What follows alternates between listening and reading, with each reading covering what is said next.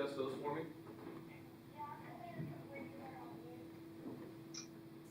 Okay, I'll do that.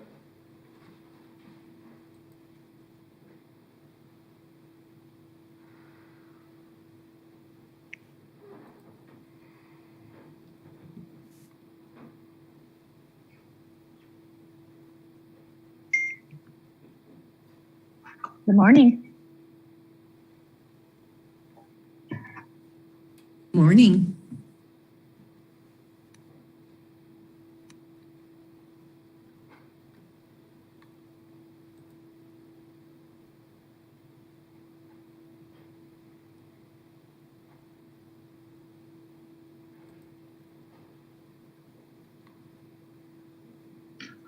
Lindsay, do you feel older today?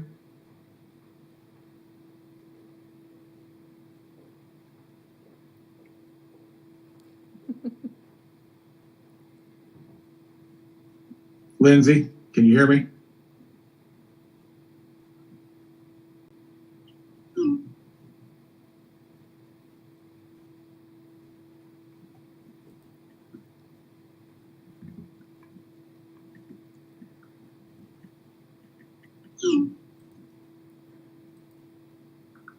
Happy birthday, Jim Weber.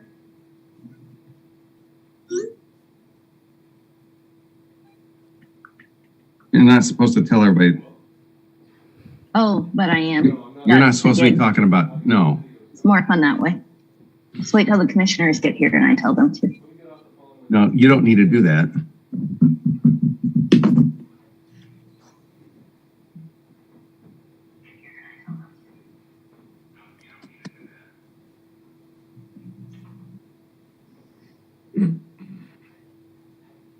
I'm just testing my audio. Am I being heard? Lindsay, can you hear me? I can hear you, but it was kind of garbled. Okay. But I don't know if that's me or you. I hear you in the commission room.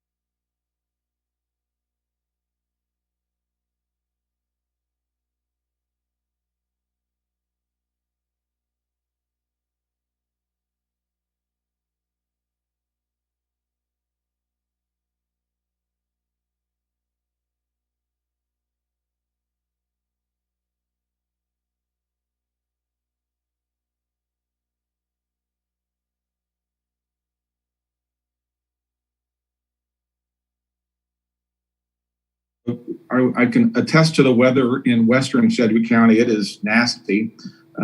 Visibility is about zip, and I'm sure Mr. Weber has the snow plows out hauling it this morning, but it's tough out here right now. So thank you for getting on and doing the Zoom. We will run the morning session via Zoom. The afternoon session that we had previously planned, we will reschedule for another time because that has topics in it that it is imperative that the commissioners be in the room to discuss back and forth along with staff. So we will schedule that for another time. This morning, we have, Lindsay will introduce Jeremy in a bit, but he will do his usual economic outlook for us from about 8:30 to 10. Lauren Showalter will give us the county forecast. And then we have several CIP updates regarding the administration building, health department building, the preparedness workshop and work storage facility. We have a presentation on the outdoor warning system, which is an issue that just came up within the last few months that it's important for commission to hear. And then we'd like to leave a little bit of time at the end for the commission just to take turns on Zoom here and give their thoughts and discussion. And we hope to have it wrapped up by about 12:30. So thank you for everyone getting on this morning and going through this. Lindsay, I'll turn it to you and then mute. Okay, thank you. So as Tom said, Jeremy Hill, the director of the Center for Economic Development and Business Research at WSU, is here with us this morning. He typically kicks off our budget retreats to help us understand the lay of the land as we go through the rest of this year. And then, of course, as we move into 2023. So I think he has a great presentation prepared for us. And Jeremy, if it's okay, I'll turn it over to you. I can see you're already sharing your screen. All right.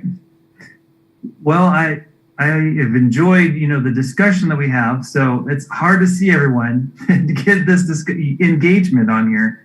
I will pause and ask if you can do it by, although I might need help with the chat room. If you have anything that you really want to be discussed, globally, nationally, state, local, definitely put that in the chat. Or if you're okay with this, as jumping on and unmuting yourself and saying some of the things that you want to talk about, that would be helpful for me to help kind of gear the presentation to the topics that are important here.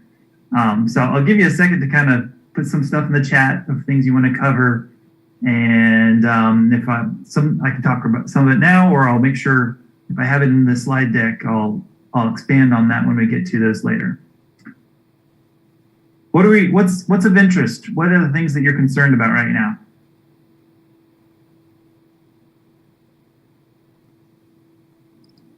I'll certainly defer to commissioners, but I would say one of the biggest issues we're dealing with is workforce retention, being able to keep folks. So, and she and I just said wages. So I think that's a huge issue for us as an organization, not just a community. So I would be very interested to hear your take on that. Yeah, we've talked about those wages before, and I pulled a slide up just for wages on government here, and I have some context for that one. That's a little interesting there. Jeremy, best guess on inflation, the cycle of what's best you can tell what the indicators are.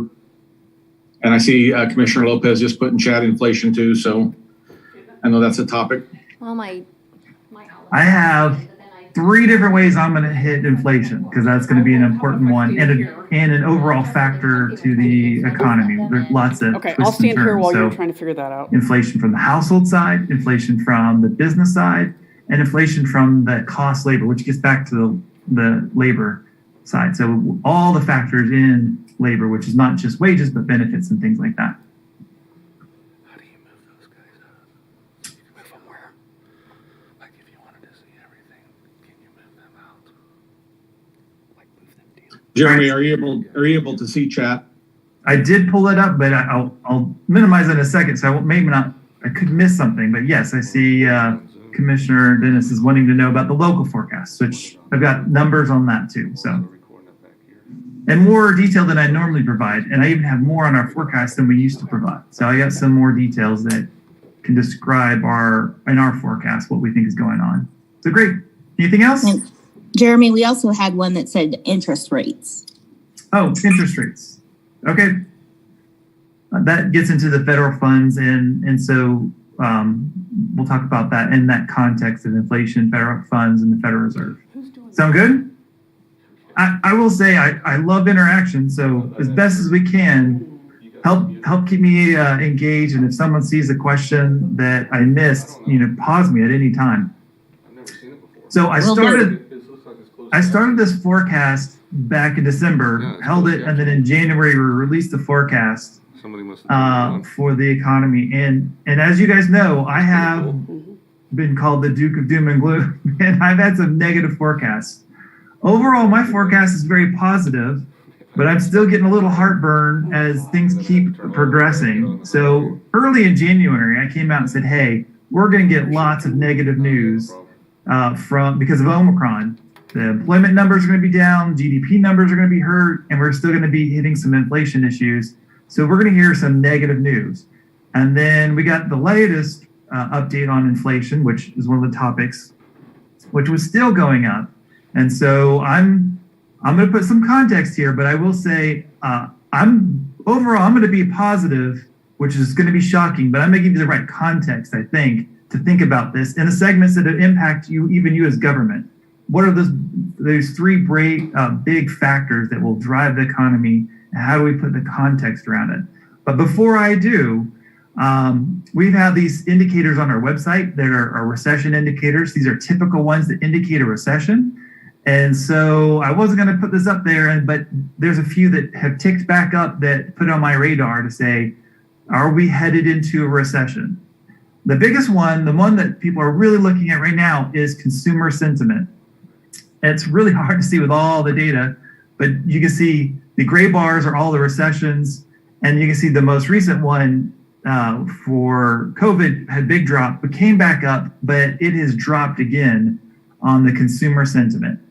And we're not quite there for it to say that it's going to go into recession, but if it drops a few more points, that would be an indicator that of a recession is looming. But why? Consumers are, and I think reasonably concerned about the economy with going into this. Omicron was the big factor. It got them worried about future conditions. It got them worried about their own job opportunity.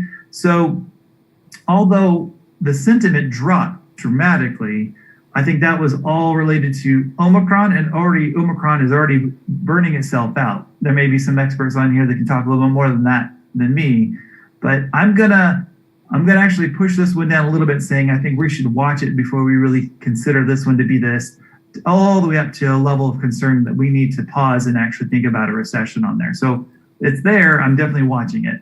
The other one, which gets into interest rates and inflation, is this yield curve. The yield curve says, if we look at federal bonds, a 10-year and a 2-year, or a 10-year and a 3 months, and if you ever can get a better rate on a shorter period of bonds than you can do the longer period, that means the market is saying they see a lot of long-term risks and we're going to go into a recession. It has been flattening over the recent weeks. So this is a sign that the market's getting a little concerned. I'll come back to this later, but I'm still holding off that I don't think this is a signal for a recession. This is more of a signal that the Federal Reserve had some errors in increasing their federal funds rate. So I think that's pretty obvious in some cases because inflation came up even higher to 7.5%. And the error part, or the market saying, is they're a little concerned that the Federal Reserve should have increased more and slowed down asset purchases. So sorry to be so wonky at the very beginning, but those two are big factors to watch. Even with that, I am still sitting on not too worried about a recession this year at all. Matter of fact, I'm still more on the side of it growing and being a more robust growth this year than the factors of recession. But just as factors I look at, I'm watching them. Here are a few other ones on there that we watch generally to say, would there be a recession? And none of them are anywhere near any indication of recession. They're all actually growth period. GDP cap's looking good. Well, NASDAQ, you've seen some correction, but I add that because everyone wants to talk about that, but it really doesn't affect the overall economy as much. which I can come back to in a minute. There's some good data I could share on that if you really want to talk about NASDAQ and its impact. Policy uncertainties actually cleared up a lot over the last year, and that's not a problem. Housing starts slowed, but that's not a signal of a recession. Unemployment looks good too. So sorry for the really hard, heavy data at the very beginning, but I thought that was important to add, and I just added it yesterday just because they are more looming than I normally would have. Here are the three perspectives that we should look at when we think about the economy today, right? We have a household story. And let's look at the economy. How have households fared over this last year, and how are they positioned for this next year? Because if we do that, that drives the economy. That helps us set the standard.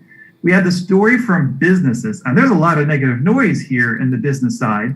And now I'm going to put some context around there. And the third one is let's talk about the fundamentals for government, which is great for the story here. And hopefully we'll have some more engagement at the end. If what are those driving factors, and will it be growth, decline? How should you react to this thing? The first one, which just drives the whole U.S. economy, almost all GDP is driven by households. So let's break down and look at how households are doing.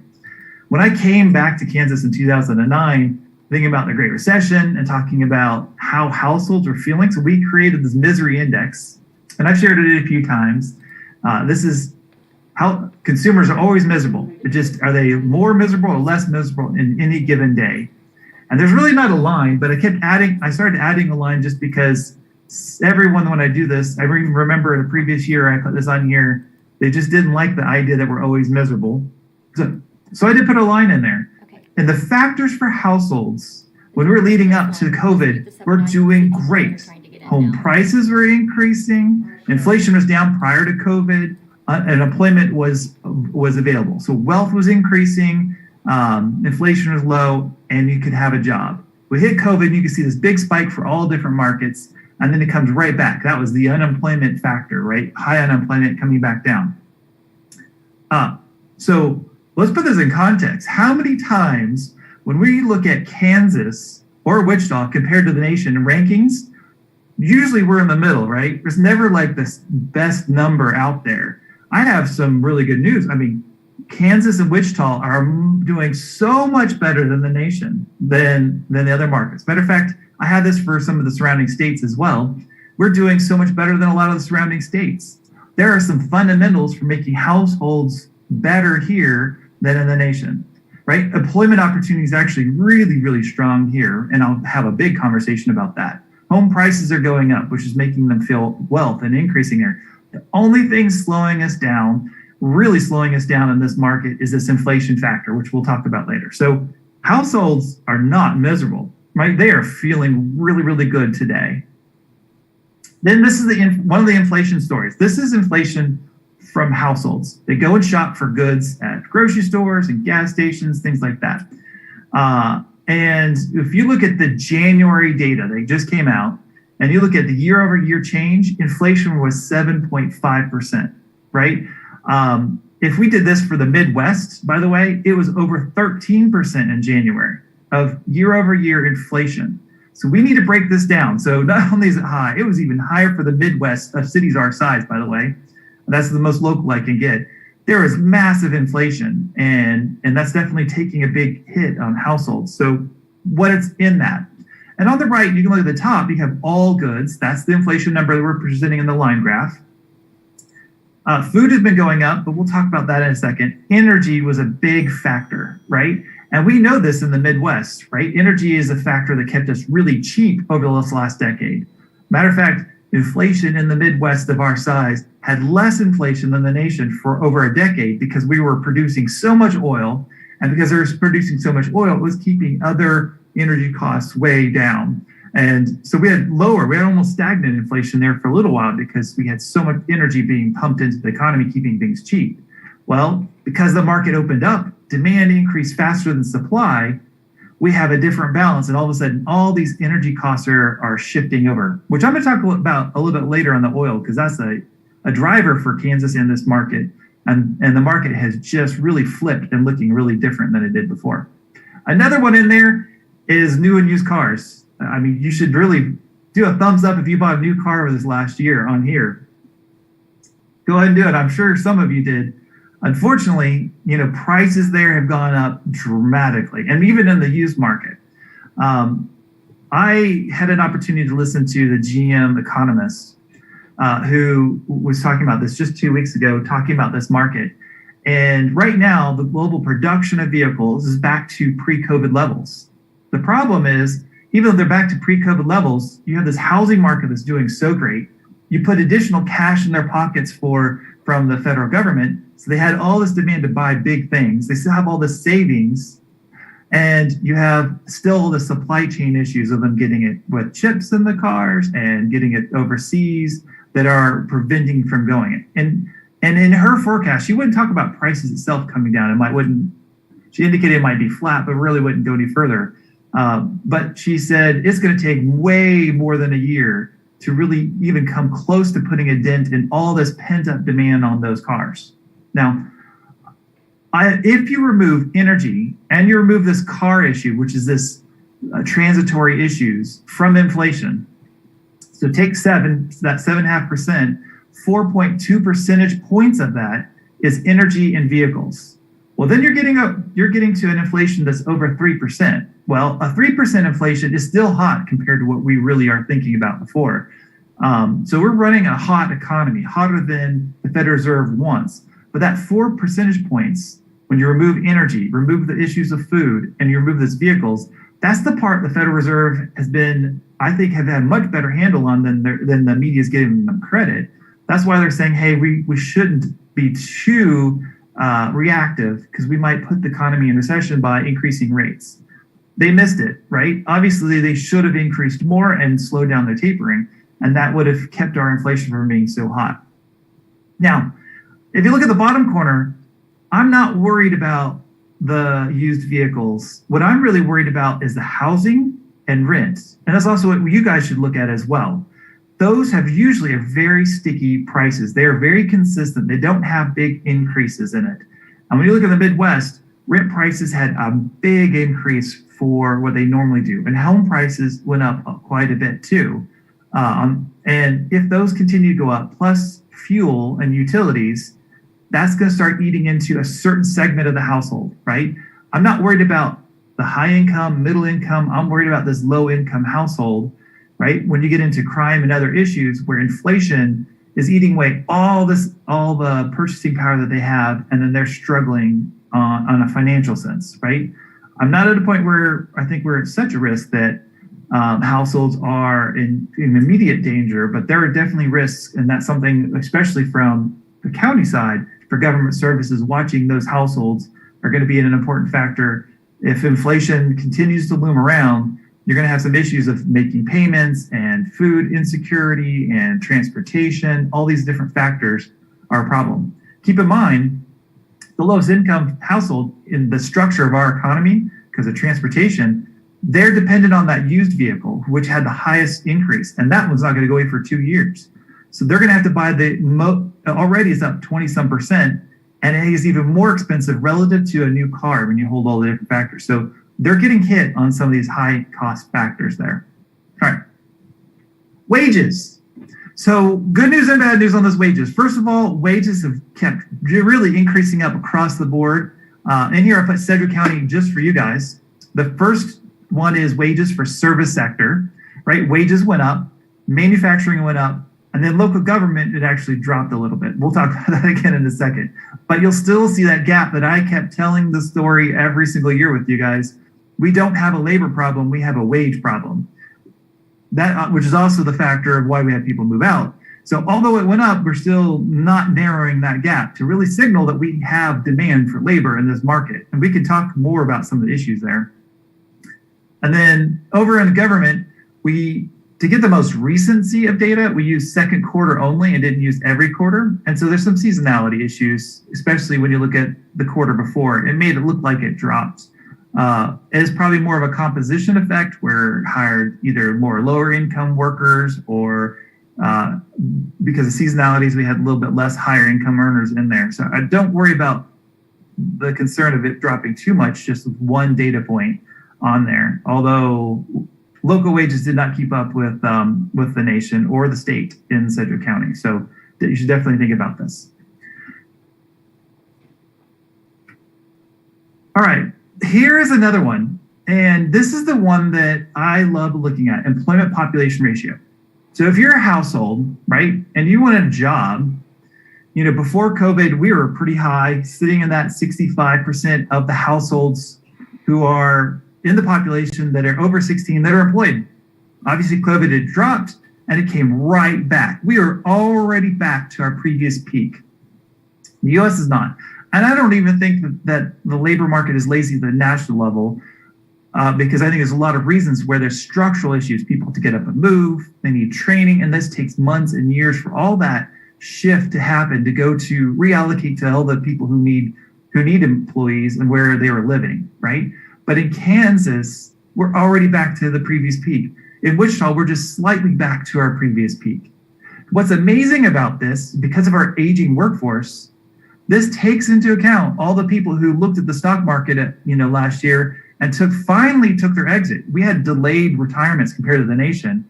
Then we had people exiting the light labor market, and we're back to our previous peak anyway. So you could only be employed once, and we're already fully employed. So the discussion of saying, hey, we need more bodies, when you go and open a position at the county and you're only getting a few people applying versus a couple of years ago, you had 10 to 20 people applying, we're there. It also tells us a story, which I'll jump ahead a little bit on this because I'm excited to talk about this one. Businesses keep saying they're lazy, the quality of workforce just dropped. Well, if we're technically back at this full employment, everyone who was that quality labor force got hired quickly, right? Wages went up to attract those really quality labor force. We're now down to the bottom of the pool of the labor force. And those are the marginal workers. Those people have drug issues, other issues that other employers weren't really wanting to hire them a couple of years ago, but that's the ones who are showing up or not showing up to interviews. So the big discussion that I keep talking to firms about, saying, oh, the quality of the labor force dropped dramatically, that's further a signal that we're actually at full employment. And that also means if we're at full employment from the household side, this is great. They have all this power, but employer side, which I'll talk about later, is that's the problem that we're going to have to talk about and the issue they're going to have to overcome. Now, because we're at this full employment, if you remember a few years ago, I talked about this monopsonistic power. We've gone through several decades where firms had all this power. I want to open a position. I'm going to have 20 people at least apply for it. I want to hire and you end up hiring the most overqualified person for that position. I'm not going to apply any training or anything to them, right? And that dynamic has changed where because of that, we had all these people who did have skills. They couldn't get the ideal job they wanted. They went over into the service sector and food and retail, right? And they took these jobs. Well, during the recession, you had some college or college degree, and you were making a living at a sit-down restaurant, or you're making a living at Dillard's, right? Then you looked around and said, wait, we're back to full employment. Why do I want to work this harder job when now I could go and use these additional skills I built of managing people and inventory and so forth? And so that was where we had all these people who had part-time, multiple jobs, right? And they switched over to a full-time benefited job in all these other sectors of the economy. This is upward mobility. This is where people are now getting more value for the work, and this is adding more value to the economy, right? When someone goes from, and there's nothing wrong with food services, but if they're going from food services that has only so much value per hour to all of a sudden they're moving over to banking or another sector that has more value per hour of what they're working, it gives them more ability to increase wages, and it's adding more to the economy, right? That's one of these subtle things that are shifting in this economy, particularly here in Wichita, the Wichita area in Kansas, because we're already back to this tight labor market. We're having lots more upward mobility of labor that would not have had that opportunity before. And that is going to actually drive our economy in the next several years. All right. So here's our overall forecast. And I've done a couple things. One, I never have done a labor force side. I'll come back to the business side, but this is the household side. In here, for Kansas, we're saying, hey, employment is going to continue to increase. Unemployment rate is going to come down. But you'll notice, and wages are going to go up in our forecast. But you'll notice that labor force adds in employment plus unemployment. At the state level, it drops a little bit. It actually drops as a percentage point, it drops a little bit more in our Wichita model. So why is it we're at this full employment and labor force is really dropping or not really increasing? The model automatically found two problems. Although we increased wages heavily, it's saying we have a problem with being competitive on wage, and the U.S. market wants people more than we want them here. And the other thing is it saw that a recent past of out-migration, right? I think the model was a little bit too negative. I think on this labor force, I think we're already there. We're being more competitive on wages. And I think we're seeing more in-migration. But the model says that's probably not going to happen because of the past history and not being competitive on wages. But I think it's wrong. So the same issues with Wichita, right? Unemployment is going to come down this next year, and unemployment is going to continue to drive down in 2023.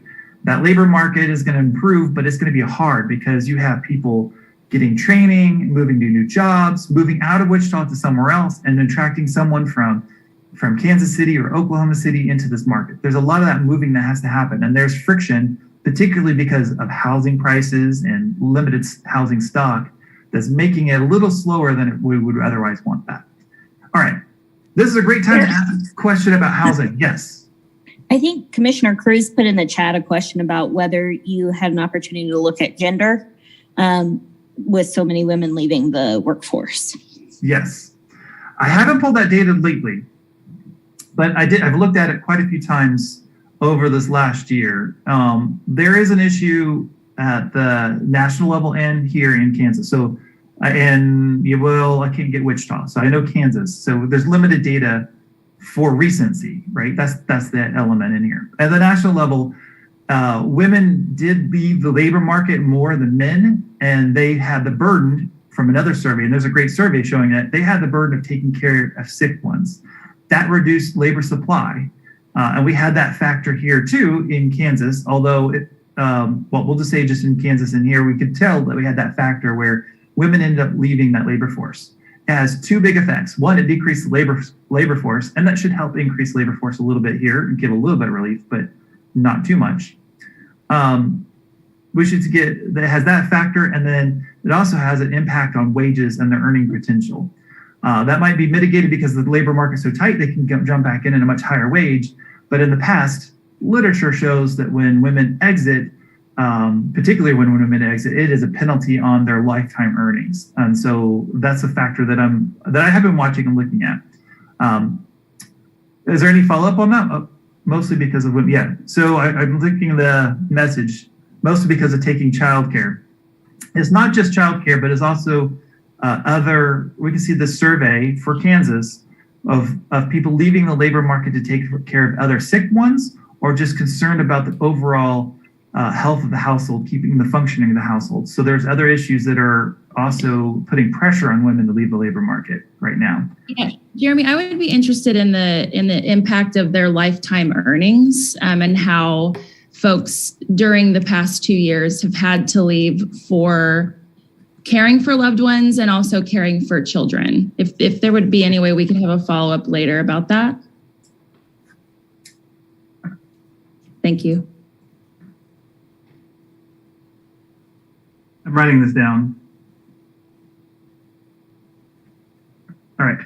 So women leaving for lifetime earnings. And I'll get you the unemployment rate stuff so you can see some of that in there. There's some Kansas, some national that we can look at. And it will actually take a couple of years before we get it into another data set to see what happened here locally. Unfortunately, we can't see that. There is probably some issues even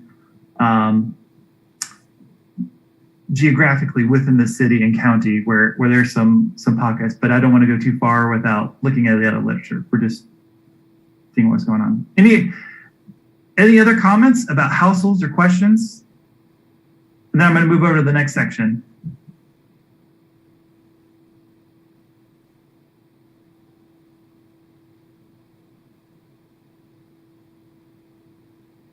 While you're thinking about it or writing in the chat, and I hope you do, overall, I hope you come away with saying this. Households are in a unique position. They have power that they didn't have before. This is This is a big shift, right? We had this hollowing of the middle income class and this growth in this high income class. This shift of all this power back on households is going to increase this middle income class. That's a big driver to our model. They have more savings in their pocket than they've had before. They have all this pent up demand, right?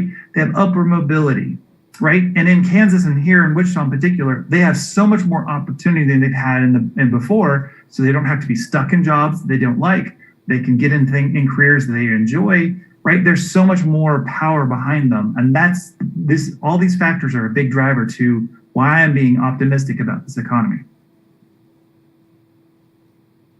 All right, I'm going to switch. Let's talk about businesses. And here's where we get lots of discussions about all the concerns about this economy, and rightfully so. I just got done with going 2 weeks going around the state, and I went to 8 locations. And each time I went and took businesses out to dinner the night before, talked about their economy. And when you ask businesses every time, oh my goodness, you would think they are in this funk when you talk about just open up saying how they're doing. They hate the labor market is too tight. The quality labor force is bad. This inflation's killing them, right? And then when you start digging into the factors of what's making them successful or not, you get a different story. Matter of fact, when we did our survey back last fall, businesses see demand at the highest it's ever been. Although inflation is going up, profit margins are improving, right? Although they can get labor, they're making more investments in equipment and things like that. So why do we have these two stories of businesses are continuing to do so much better, but they're still complaining so much? And it's actually two simple things that are impacting companies right now, and that we should put them in context. The first one is I saw another question coming up here. With the households having the power, is this creating a bidding war for staff? For example, state raising pays correction. I will come back to that one. This is and I'll give you some good examples on the bidding war and some issues with wages that are later. Because I got a labor cost one that I want to bring up later. All right, so what are the two factors impacting businesses? The first one is that we had this structural shift in the economy, not cyclical, not that things went down and came right back, and we had the same business practices that we had before. Businesses are going around in manufacturing. If the restaurants, how you do business at a restaurant is completely different than it was pre-COVID, right? The cost structures are different. The inputs are different. How do you compete against your competitors are different. So much of the landscape was structurally shifted that businesses are looking around saying, I don't know what the economy is going to be next year. I don't know how to handle labor.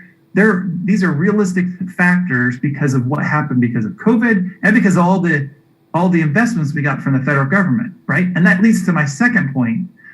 Because we put a lot more investments into this economy, that accelerated demand so much higher.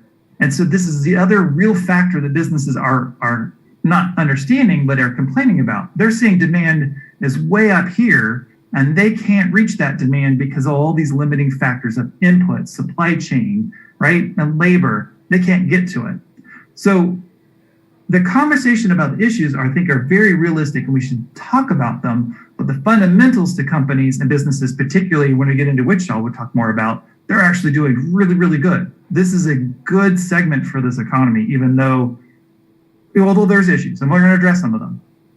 Now, firms are struggling with this to find this labor market.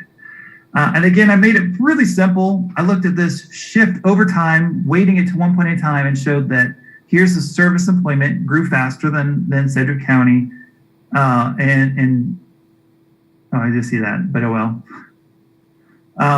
And for Kansas. So it grew faster, but really what you want to see is right here, and then you can see our employment. We're not back to previous peaks. So when firms are saying, I am not back to where I was before, they're right. And that was that story that I led earlier, where people had all these multiple jobs and part-time jobs. They went away for one full-time job. So from the firm side, there's less heads, there's less butts in seats, less hands on the factory, right? Less people at screens because of the part-time and multiple job. But the household is still employed from the labor side, and they're being much more productive. So this is the point in time where you look at your labor and say, how do we utilize labor differently? What parts of my, and this is the conversation in a lot of companies, what part of my manufacturing plant? I have 5 divisions. One division I don't get a lot of value out of. But I can take that same labor and move it over to this division, and I can get a lot more value per worker. And I'm going to remove this one, come over here, and still make profits, right? In this sector, especially services, I was over in Hutchinson talking to even Dillon's, and we had this discussion, great conversation about how their labor market has shifted dramatically and the value added per worker has changed, right? You've got to think about it. They used to have all these people that were at the front of the register sitting there idle half the time. The value per worker was actually not that high to have a lot of those workers up front. All of a sudden now, because you go through the drive-through and you have different job of created, the value per worker completely improved. That productivity improved. And that gives you reasons to pay them more, right? Innovation, productivity are 2 big factors that are actually, which I'm going to get into the wage conversation in a sector, giving us the ability to pay a lot more per worker. That huge shift, structural shift in how we do business is actually one of the factors, again, driving up and giving ability to pay more. And that's why businesses are harding to find people, because they want to go to that old model. I want the same number of heads, but they can't, but they have to be innovative and handle it in a different way. Manufacturing in Sedgwick County is way down from previous peak. And then government looks like it's flat, but it's been flat most of the places in general over this period of time. So struggle finding labor is a real issue. And we're going to continue to struggle that based on wages that I showed you in the previous section. All right. So I talked about inflation side. Now let's talk about this employment costs. They started this back all the way, I think it was in 2012. And this takes a broader view of wages and labor costs, right? It's not just the wage, it's all these other benefits. And I remember doing these surveys over the last few years where employers kept saying, I'm going to give less benefits to training, so less training dollars, less investment there. We kept decreasing those for a while. But overall employment cost was very consistent between this like 2.3 and 2.5 percentage increases every single year. It was so consistent until last year when we went from this 2.5 range all the way up to this 4 percentage point change from the previous year, right? And this gets to this conversation that the commissioner just brought up, is what's happening in this labor market. And it's a fascinating story. If you go over in Southwest Kansas, you could see this bidding war of labor that have popped up and then made it, you got to have a question about how sustainable it is. So in Southwest Kansas, down where we have meat packing plant in Garden City and Dodge City, those meat manufacturing plants, for an entry-level wage with no experience, you don't even have to speak English, was $20 an hour to do those jobs. They gave a $2,000 bonus just for starting to work there. And during that peak, when we had that big issue of COVID breakout, if you made it the whole week, they gave you a $1,000 bonus to stay. That is unbelievable. That's all these other benefits that are factoring into this cost that just drove wages, particularly in Southwest Kansas, way up. Because they did this, and something we would never have imagined, I can't remember if it was Dodge or Garden, and both of them may have done it. But the government, when I was out there, one of them started doing $1,000 bonuses to work for the government. Now, as Lindsay would be on there, when you look at your budget, you don't factor in major bonuses to other positions than a few selected ones ever. And to do that in mid-year just so you can be competitive definitely shows this power shift of all going into the household. We need labor so bad. How do we handle it, right? How do we get to this? Now the question is this overheated wage bubble in those markets, or is there reasons behind this? And actually, when you dig through all these different factors, I think it's reasonable because of innovation and technology, and I'll come up to a third one, why we're willing to pay more for that labor in that meatpacking plant, right? When you look at meatpacking plant, which I'm actually going to show you later, their costs went way up. And although their costs went way up, it sucked a little bit out of the profit margins and they passed it on to the consumer. So they had the ability to do it. So in this case, I don't think it was overheated. I think it was just this big shift of, with this hollowing out of the middle income class, This is the factor saying, hey, we're going to value this class a little bit more, and is now shifting up with a lot more power and correcting, the market's correcting itself from this income inequality that we've had for the last 2 decades. And I've been sharing about for several years. So I think there's reasons why it's going to do that. Now, what's going to happen to this going forward, particularly to this market? We've hollowed out budgets for training. Well, guess what? If we're back to full employment, we have this marginal worker, we need more budgets to training those employees and helping them have a career ladder within a company. And that one also went away within HR, right? We say we want them to have a career ladder in the company because we really do. But when it came to all the investments, we could see even through the university, that those investments continued to decline. And we really weren't investing them. They would just come here and go to another company. So we have to go back and figure out, how do you keep them on board? How do you give them more benefits so they can grow their career, be more productive, and help you as a company to continue to grow, right? Those are the factors that are going to really drive this. Now, we should get to this other question about this wage price spiral. This goes back to inflation. If wages are going up, right, and you have prices are going up, are we going to have this spiraling effect where wages went up, the prices go up, prices go up, then wages go up because the household's saying, hey, firm, I need my wages to come up to keep up with all this cost going on there. And the firm says, well, okay, but I'm just going to pass this price back on to the consumer, and you have the spiraling effect. This is the number one thing where we say we're going to have this inflation issue. There's already some research, and we'll have to keep watching this with the limited data we have already. We looked at this from an economic perspective. And right now, when prices went up, let me make sure I get this right. Prices went up, wages went up.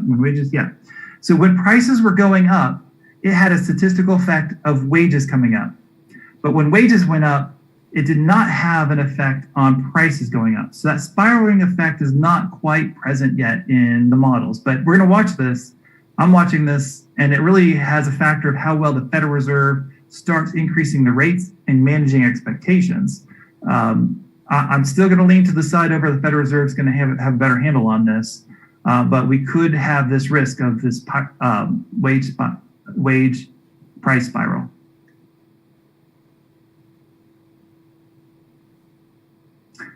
When it comes to, but back to the commissioners, state raises for correction officers then drives for police pay. Yeah.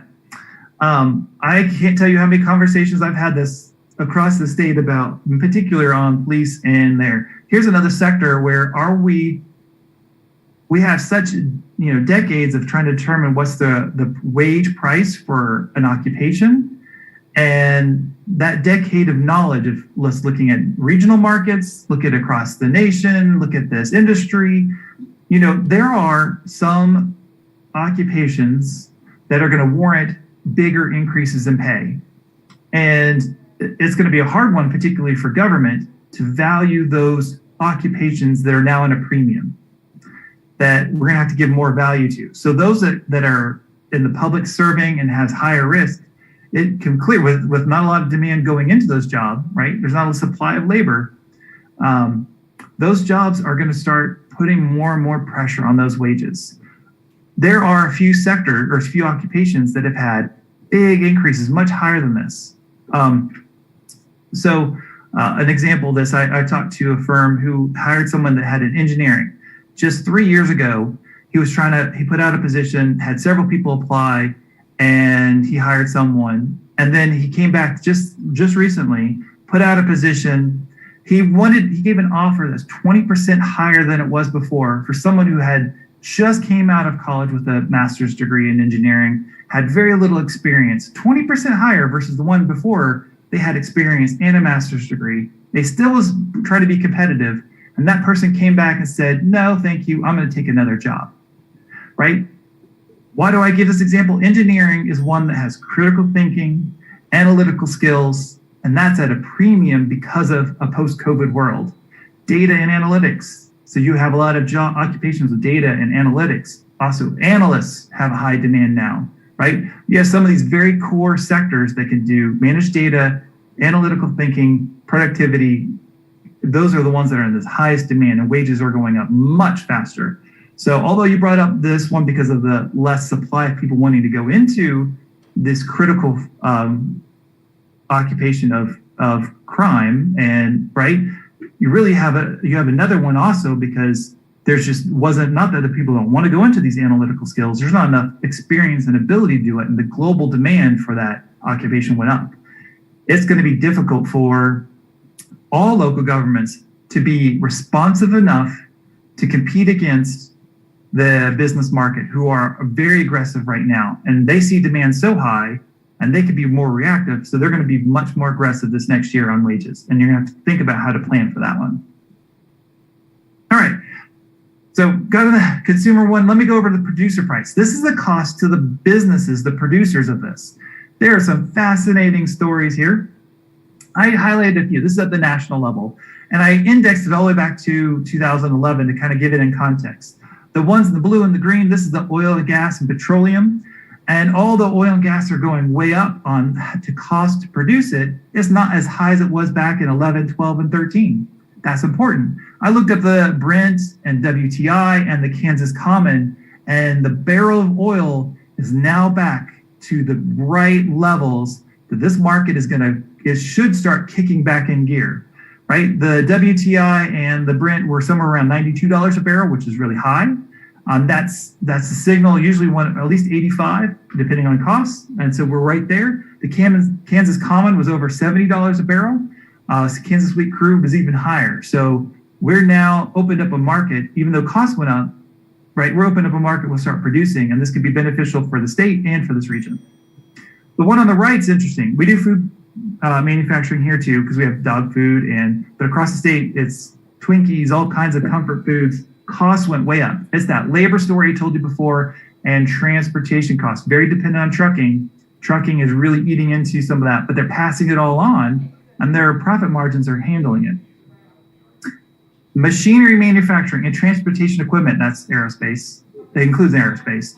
Those don't look as dramatic as the other ones, but that is very dramatic. When those sectors, you have long contracts on metals and input goods. And this last year, I can't tell you how many manufacturing firms came back. It didn't matter what quality of metal you were looking at. Suppliers completely canceled contracts and increased 40 to 50% on their input costs of just metals, which is then hurting these companies to say, how do we hand this on? So as you look at this, and I'm sure even the county has some of these basic components like metals, but costs went up dramatically. Now, is there ability to manage this? And I'm going to give you another story that I feel like I'm getting a little too technical, but I want to tell you the story anyway, right? We're giving the story about prices are going up and wages are going up. The question you should ask yourself, can businesses even handle this, right? I told you they're pushing it through, but here's one of those factors that if you look at total wage as a share of your sales, for decades and decades, wages to sales were just always constant. In the last decade and a half, overall wages to sales kept decreasing, right? Decreasing. That was the hollowing out of this middle income class. So before we get back to this idea that employers can't increase more wages to attract labor, I would say, but we have all this profit that can actually, over a historic trend, that could probably shrink a little bit as well, and you don't have to pass everything on to the consumer.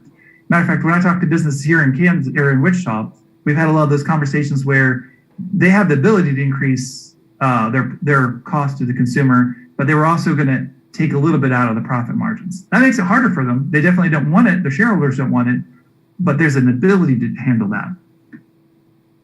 All right. Here's I think one of the last ones I want to talk about for businesses, and I'll pause and want to hear your conversation a little bit more on this, the supply chain. And if you ask me more questions, I can go in greater detail. The short story of the supply chain issue, it is still really causing lots of problems, particularly in a state like ours and the industries we have here. We're having tons of problems. We have even more limited supplies than the rest of the nation. We have less alternative suppliers. There's a great survey on that. But with all these negative news, there's two underlying fundamental factors is showing great improvements. One is deliveries. Since COVID, we're now at the fastest delivery time that we've had since COVID. Not back to pre-pandemic, but faster. So it's a sign that deliveries are moving faster. We're getting past some of those issues. Imports from foreign markets have actually the best it's been since COVID as well. So two fundamental drivers showing that it's going to continue to improve. Within the next 12 months, it's still going to be an issue this summer, but within 12 months, most of this should continue to alleviate all those problems. And 12 months from now, when you go look for your car, it won't be because we have the supply chain issue. It's just because they can't keep up with all the demand that got pent up.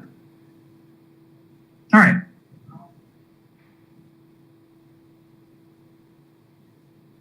So here's our firm. So before I showed you the employment by the household side, this is the one I normally show, the employment from the firm side. First, I'm going to show Kansas, then I'll show you for Wichita. We're showing that overall employment is going to increase by 1.1% for Kansas. You see that I'm very optimistic about the durable goods side of this sector. We had all these issues with supply chains. Those are going to be fixed, and I really show a lot of growth in that durable side sector. Non-durables, which is that food manufacturing, was doing great the last 2 years, and we show it still doing well, but not as well as it was doing before. Some of these other side in the service ones, we've ran out of labor, right? They're struggling with finding labor, and so it's slowing down because we don't have them available. Trade, which includes retail, there's so much demand. It's just how do you produce more sales with less labor? And we can talk about that if you have interest. I'm going to show you this one before I get into the Wichita one. Here's this Aerospace Index that aerospace companies here asked us to make. The fundamentals of aerospace are great. I mean, they look so great that I have an event that we're going to put on, and we're going to write a report, a pretty detailed report, and do an impact study of aerospace to really talk about what's happening in aerospace. We've got this wrong view of what happened in aerospace over this last decade, and we continue to have this conversation about some of the negative components of it, which I'm very optimistic about aerospace moving forward. Civilian, which includes both general aviation and commercial, doing fantastic. And general aviation is going to really take off here finally. Well, it already is taking off. Defense has been better than I expected and should probably start to weaken a little bit, but that's a smaller component of our aerospace. So overall, aerospace has already bounced back quite a bit, and I think this is going to take off. Matter of fact, I think it's going to take off. This is one of the biggest driving factors for Wichita and Kansas to go from this underperforming city and economy to an overperforming city and economy. I am going to be very optimistic about all of that. What's our forecast for Wichita in particular? You can see that we're showing 1% this next year and 0.9%. That's really strong growth, by the way, for us. I may be wrong. If we increase wages faster, we have more migration in, it could be higher than what we have here. And I just want to say that I recognize that. The driver for this is this production sector here in durable goods, aerospace, really ramping up in 2022 and still being strong all the way into 2023. That's the driver of this economy and what we think is going to happen. Jeremy, can I ask you a quick question about that? Yeah. So this is all good news, except when you think that government, our revenue source doesn't go up with, increased activity. And we are having a hard time staffing today. Do you have thoughts on, how do we react when we can't increase wages as dramatically as others in the private sector as quickly to recruit the quality workforce that you're talking about to meet citizen expectations? I mean, how do we do that? How does government handle this in a time like this? So one of the big issues for government, and I alluded to that earlier, is you're tied so long-term because you look at what your revenues were before, you set your budget, and then you're tied to it, right? And that's inherently what you're saying. You really don't have the flexibility to do a last-minute bonus when you find out one segment of the labor market is really tight, and your competitor, you have analysts here in the county, right? The analyst is so much in demand. Let's say the banks really start going aggressive and Coke says, I need more analysts as well. And they all raise their wages up and bonuses, and you're trying to compete against them. You have a hard time. The real story is, how do you start building in a budget to think about that labor? you're already struggling, because we've had this conversation for years now. You're already struggling with competition before COVID happened. We talked about tight labor market and how to be competitive. I remember doing that factor that we weren't as competitive as Oklahoma, and we weren't as competitive as Oklahoma City, as I recall, and some of these other markets. We were way behind. And so the question is, how do we think about this budget in the context, which I'll get into government in a second, talk about how bad's the driver and to help prepare thinking about that. So right now, we cannot look at the old model of how we engage the labor market. I've been telling this for quite a while for businesses, but we're now into this fully engaged where you're going to continue to be cannibalized by all these other sectors to take out your most talented employees unless you start increasing wages dramatically to be competitive. I know that's not what you wanted to say, and that's not a full answer of how do you do it, but wages are going to be wages and benefits, right?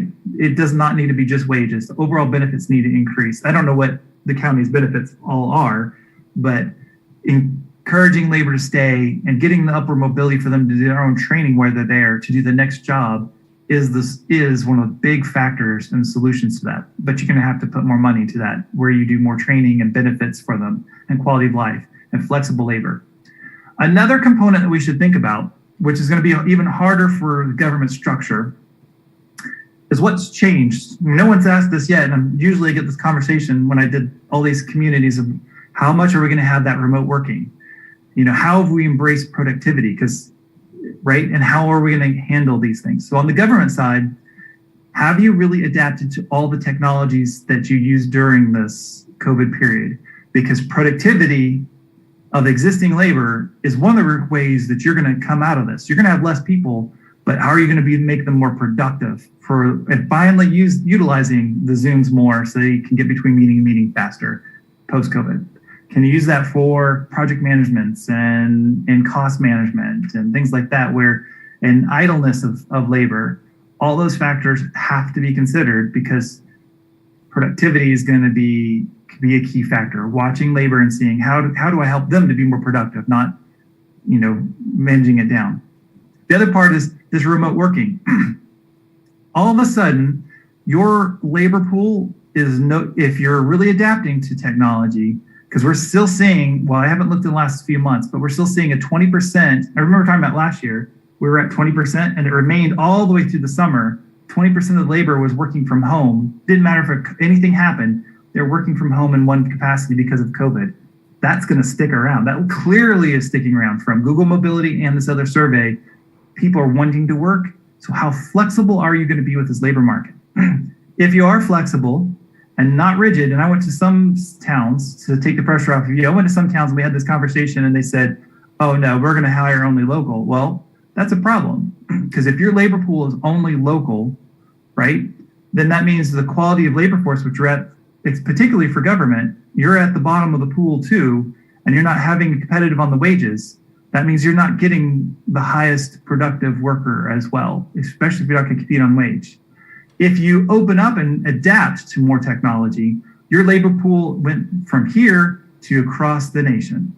And although you might pay more per hour for someone to do a component of accounting, right? They could be in Florida, Miami, Florida, but they might be so much more productive that they could do something for you at a more cost-effective manner. And you get something a little bit more quality for it, for what you're paying for.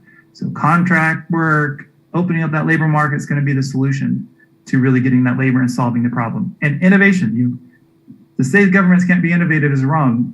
Government's going to have to be innovative in how you utilize and manage the workforce. Well, and I agree with that totally. And for those areas that can do remote, I think we're going down that path. I guess I'm more thinking about our corrections workers, our detention deputies, our paramedics, the folks where remote work is not a possibility. And we are having, I think the chairman pointed out, the state, we're competing with the state for corrections workers because they're paying so much more. That's not something where, we can't not have it. We must have people for those jobs, and trying to do that right now is a challenge. So that's part of the concern is raising wages is great, but how do we do that in a way that makes sense? So, Right. okay, I'll stop. No, and the fundamental problem with that is that we went through the last couple of years where the demand for people wanting to go in that job decreased because of all the other political issues that ran out nationally, where there's not an interest in supplying that labor, right? I know that's the fundamental problem, right? You have less people going into it, so and everyone's competing against that same labor pool, and so then now they have this wage power to keep hiring and paying more and more. So I don't have any other solution than how else are we going to compete? It's some of it's hiring the right management so it's the right quality environment to keeping the people than it is to really attracting new. But I know that's even more of a problem at this point in time, but not what you wanted answered. Well, thank you anyway. All right, so the context, this household story was so positive. This business story, it's muddled water, right? Businesses are struggling with real things of that tight labor market, all the things we talked about, but the fundamentals are still there. They had so much going from the federal government spending money. They see demand that was so high that they can't manage or can't even get close to. So, and we are landing on solid ground now. We're seeing that federal funds dissipate out of the economy. Companies are coming down and getting a little bit more of a breather, saying, okay, I see what the market's going to be like post-COVID and post cash incentive economy. And now they're seeing it come down. I think we're landing to a softer landing than some people really might expect. But feel free to disagree on that. But I'm going to be very optimistic, particularly here in Wichita. I'm really optimistic about our economy, shifting from being underperforming to overperforming all of the other markets. All right, let's talk about government. The first one, let's talk about home prices. As you know, home prices went up, and I can't tell you how many communities I went around the state saying this is unrealistic, particularly real estate agents. I took out real estate agents and bankers to dinner and every community, and we did 14 last fall and like 8 this spring, and every community we talked to the bankers on this, everyone said it's unrealistic, it can't be sustained. And so I'd ask them questions, okay, well, are you sure it's unrealistic? So I asked the bankers, even in the meetings like this, I say, did you give out any loans that were risky? Absolutely not. We are so much more conservative than the nation, and even at that, the nation is not giving out risky loans. All right, so there was fundamentals behind this. Oh yeah. Then why are you thinking that home prices won't be sticky? Well, we look regionally, right? Regionally, we don't see this home price being supportive. There are not enough comps to support it, so they're concerned about that. And they look over history, saying, "Hey, look at our history. We've never been this high. How could we support home prices at this level?" So one of the factors that I keep saying, and I've said for a long time actually, is maybe in Kansas and Wichita, our problem is that we never kept up with the nation. We didn't have the home price bubble, we didn't have the burst, and we never really kept up with home prices here. And because we didn't keep up with home prices, maybe this pressure is solving the other problem we have, particularly as the county thinks about housing and where things are growing. We have everyone that keeps going to suburbs, but we can't build a middle income and low income house. So if home prices continue to go up, and let's say prices stay at least where they're at now or come down a little bit for costs, all of a sudden it will start opening up the market, which is unrealistic. We could not build a middle income house or a low income house, right? So I think there's going to be some stickiness, right? There really is some demand. There's reasons why people move to the suburb and move to these really big homes because they had the money and could afford it, right? The question is, what will happen now? If you look at home supply, it was 4 months is the ideal market. We're down to like 4 days, even in here. And when you talk about if we give this magic market and saying that home prices will still stay here, households are still doing good, like I'm saying, and they have all this buying power and they can still buy. The question is, could we even build our way out of this? We can't, right? We cannot build our way out from a 4 days back to 4 months anytime soon to ever do it because we had this decade of depleting the skilled labor in that market. So we're going to be stuck at this really tight labor market or tight housing market, and prices should go up. I'll give you one more piece of statistics, and this is great fundamentals for thinking about home prices for the county. we do this cost of living index. Go to our website; it's really cool. And generally, we love to talk about how we're a low cost market compared to the nation, and we are. But like 80% of all cities are lower than the nation, so we're not that unique. But there's one factor in housing, and in the housing, we do a special which factor for everything: lot size, number of rooms, everything. So we're looking at almost exactly the exact same house in every other market. A business executive house in Wichita is 33% less than the nation, right? That's definitely a signal that even though we think these are really high prices for a business executive house, or not executive, business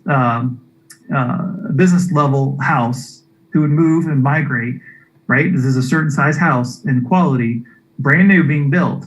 We're 33% less than the nation. So even though it's been going up, it's still not in line with other markets. So I'm really stuck on that it makes sense for these houses to be somewhat sticky. They can come down in some segments, but overall, I think we're going to see a good driving, and it should continue to increase, which is a good fundamental driver for government.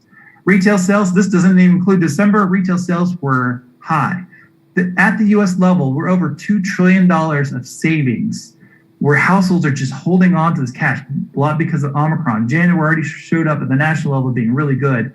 There's so much keg powder behind consumer demand. It won't go all into retail. They'll go into the service sector now that Omicron's gone out and we can be much more mobile. But there's so much demand, it's going to continue to drive. That's why, I guess I haven't shown you my forecast, but I'm very optimistic about retail. Population. I think I shared this with you before COVID all happened. Fundamentally, I thought that, we've had this decade where we just underperformed. The industries drove that. Aerospace, we didn't need labor. Wages were down. All those are changing. I'm still sticking to this, that over this next decade, we're going to see our market really ramp back up. We're going to have more wages and population is going to increase. All right, because employment's good, wages are going up, you get total income on the bottom. You see Wichita, we think total income's going up. That's the driver for retail sales. And up here we show retail sales growing by 4% this next year after already a fantastic year, right? And then at this new level, increasing by 1% in 2023. So I'm saying this is very optimistic. And again, in Wichita in particular, I think the model's saying one thing, but I think it's probably more negative than it is. It could be even more optimistic than that. So I think retail sales should still be there, even though inflation's eating some of that power out, which we're counting into it. I think that that power behind retail consumption's there.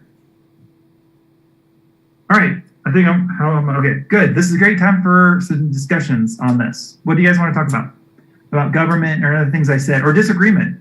Don't take it. Disagree with stuff because that doesn't mean I'm right. I'm just looking at data and trying to give you a perspective.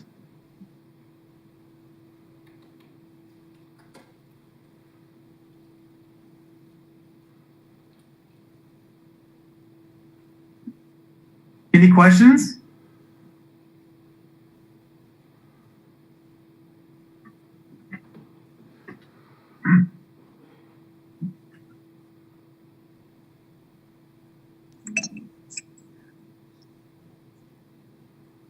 One thing that I shared when you think about government, out of the last several decades, and I've been doing this for more than 2 decades. So I've been talking to local governments in Georgia and here and all across the state, talking about what's going on. And in that period of time, most of the time, government has been so tied to these limited constraints because of property and retail sales and other forms of even other transfer payments, things like that happen for, not transfer payments, enterprise funds. They just don't have a lot of variability or lots of optimism about revenue growth. It's been really consistent and low, right? But we're at a different point in time where the drivers for government is very different, right? We have retail sales and should still be there. If I'm right about this upward mobility and consumption and job growth, as long as we don't go into recession, that power there is going to continue to drive that. Home prices should still be strong. Plus, you have all this from federal government, from Build Back Better and ARPA funding that's fueling this. This is the time for local governments to really rethink how they manage and take some of those one-time fixed costs and tackle them. right? I know over the last 2 decades, as I went around to local governments talking about how they look at the infrastructure and their not ability to keep up with it, and wanting all these other federal programs to help manage some of these big costs that they could not handle. Water is always a problem, right? Water and sewer, but there's other infrastructure issues.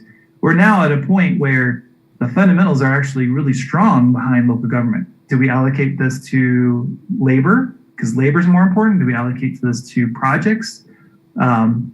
One-time projects? How do we look at some of those factors that are the driving forces for government? And it's just as very different than it has been before. And we should think about that in a different context. I see there's some questions in the chat, so let me open it up real quick. Oh, okay. So farm income is important to Sedgwick County. What's in the future? All right. I got to talk to Alan Featherstone, who is at K-State. He does the farm.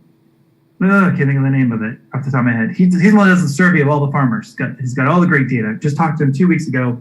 The last several years was a complete reset for farmers. I mean, farmers were losing money hand over fist. I mean, every year they were losing a lot of money. In the last 2 years, they completely reset. Last year, as I remember off the top of my head, the average farmer made over $230,000. So it was a complete reset, got rid of a lot of the debt, in a very different position. If you look at the components of their income, a lot of it was government. And a big chunk of it, which was actually government from the trade deal that we had, that Trump did with China, of them demanding more for soybeans in particular, right? That drove a lot of the wages up. So we had all these transfer payments. A lot of that is gone now and is depleted this last year. And in his model, he says government payments is going to be almost zero this year. With that, even though with that said, given what's happening with Russia and some of the overall demand, he was still being optimistic for a positive year for farm income. But ag economists tend to always be very optimistic. I will say that. I was a little concerned that the market's shifted so much. It was so government funded the last few years that corrected the issues in farm income the previous 7 years. That's now in a different position. So there are some demand functions that are going to help. There's some supply issues at the global level that's going to help us. And by the way, we are losing our wheat status as the bread basket of the world. We're now producing less and less wheat, producing tons more corn and soybeans and other factors that we're now not even in that segment. How will that drive it? Farm income stabilized this economy during COVID, this recession. Farm income did a big factor in helping our economy and put us in the right position. It probably just not going to have that same strength this year. Although the expert Alan Featherstone was optimistic. Next question is, what is the greatest risk to optimism that you're talking about? Okay, great question. What's the greatest risk? The greatest risk is, actually I have it on the next slide. Let me move it forward one. And I might want to change this a little bit. This Fed policy error is one of the biggest ones here. It's already an error right now. That's why we're seeing the yield curve flatten. Better policy error. Clearly, they should have increased rates or decreased some of their spending to slow the economy so we wouldn't have so much inflation. They've missed it. And that is the biggest error. It's not that the federal government is really completely doing a bad job. I think it's really hard to measure everything that's going on, given that we're coming off such a stimulated economy. That's the biggest risk, because that's going to affect the inflation. That's the biggest part of inflation, right? I moved inflation down to medium, but I want to bring inflation back up to high. That's really needs to be on that top one. Global supply chains is still high, but I think it's easing. And another one is a sudden shift to fiscal austerity. This could be at the state level, and it could be at the national level. Both factors, if we start saying, hey, we're concerned about paying this off, we need to all of a sudden shift. This is a financial thing, right? Just less cash could jolt the economy. I'm not sure how that will happen, but those are some big risks of being so optimistic about that. But great question. And then next question, can you address education debate around teachers leaving workforce. Oh, yes. Potential impacts on legislation proposed. Maybe I don't know about the legislation that's proposed. And how does teacher shortage affect our economy? All right. So, so I have actually one of the topics I wanted to bring up for our annual event in October. I have the chief economist from ZipRecruiter coming. She is a great economist. I heard her over a year ago. She has some national data and local data, and she's talking about some of these structural shifts in the labor market. One of them is education. And so that's why I asked her. She had some unique ideas there and perspectives. And so because of that, I already have a panel, and I have USC 259 on the panel for a discussion to talk about this specific issue about wages and teachers. This is somewhat similar to our other conversation about labor supply. There's less people wanting to go into to be a police and criminal on the criminal side, and then there's less people going into the teacher side as well. So that less supply, lack of competition and wages. We had some issues specifically with funding in this state, which decreased our labor supply in the state when we were competing about that over the last 6 years when we changed a lot of our funding formula for the state. Because of that, even though you're thinking about Sedgwick County, that affected the entire state. That decreased our labor supply. Some of the quality labor and the teacher left, and getting them back is hard, right? So that kind of pushed us down in a wrong position to handle this shortage in teachers. And it's not just the teachers, by the way. It's also, when I talk to superintendents, and I've had several of them call me, it's really over in the paras and these other temporary workers. This goes to the same conversation earlier. Why would you want, they get paid really little. That market, why would you want to take a really hard job that is a temporary part-time positions to doing para work and substitutes? And why would you want to be in that? And bus drivers, that's the one that's really getting hit the hardest, even beyond the teachers. And so that means teachers can't have day offs, they can't take their training classes, and it's hurting that sector of the economy. And that's definitely one that needs to be looked at in more. This is another one that, the conversation, are we paying teachers the right amount for what they could be competitive in the market? And that's why you see teachers themselves leaving the market and saying, hey, I could go, why take this work all these extra hours and not actually get paid for it? Because they're working a lot more than 40 hours. They can just go into the private sector and leave, and that will continue to be a problem. Unfortunately, I don't have another answer. That's just the trend that's happening. All right, are there any other questions? I sure like it when I'm in person. I wish we could have that dialogue a little bit. Hey, Jeremy, this is Pete. Yeah. Thank you again. I'm sorry I joined late. I've pulled up your presentation and kind of glancing through it real quick, not to make you repeat or belabor it. If you would be available, I'd be glad to maybe ask a little more detail from you as a follow-up call. So, but thanks a ton for this. Yeah. And again, I apologize for not, I've always engaged with you a little bit during your presentation, so I apologize for being late, but I'm here. Yeah, no worries. That's a great point. As a part of the university, I would definitely engage not only all the elected officials, but even staff. You're welcome to call me. Questions could be about the economy. It can be questions about just getting data or some other tools that help understand what might help influence policy. And I know Lindsay's already had asked some dialogue, just as you think about the ARPA funding and measurements and things like that. There's other discussions that could be had about how do we think about, today was more about trends because you're doing the budget, but we could get more about what are issues within the economy of labor force and housing and healthcare and mental health and crime and things like that. So definitely reach out. Those are the questions that become fun, and I learn at the same time when I we'll try to get the data to answer questions. I learned, more and more detail that helps everyone out. So, can I ask just a real quick one? It's almost a yes/no. if it's possible for Jeremy to give a yes/no answer.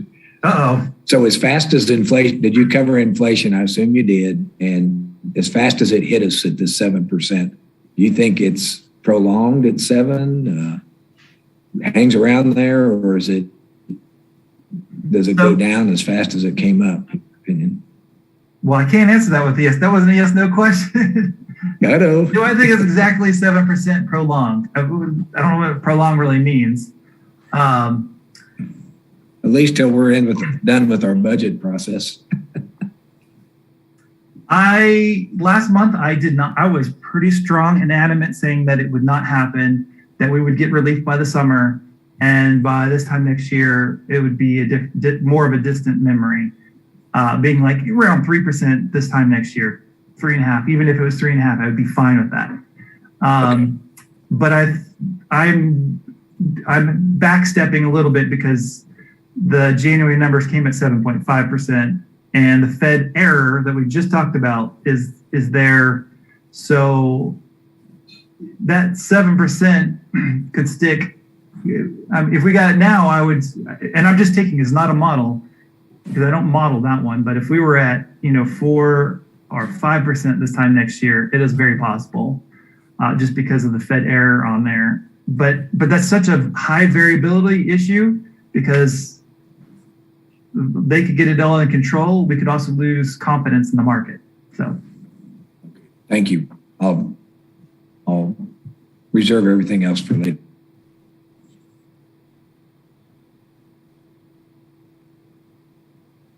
That inflation is going to have big effects on your inputs for government, right?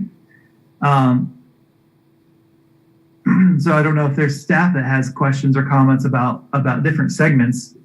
I can't cover every little detail, but I have definitely looked at some data for different commodities and areas, and you can chat about that. Well, Jeremy, I think if you could speak to construction, we're going to have discussion here in a little bit about capital improvement. And I think that could be some really useful information to help us set the stage for that. Yeah, so this is on a little bit on the policy first, which is not really what you want to get on, but the timing of this ARPA and the funding and the construction side that's fueling some of your construction conversation is really the wrong timing. If we had done that at the very beginning of COVID, when prices were cheaper and labor was available, it would make it up. That whole market side, it would have been a whole lot easier and would have filled the economy up and boosted it. The timing of it now is going to be absolutely difficult because housing is not going away.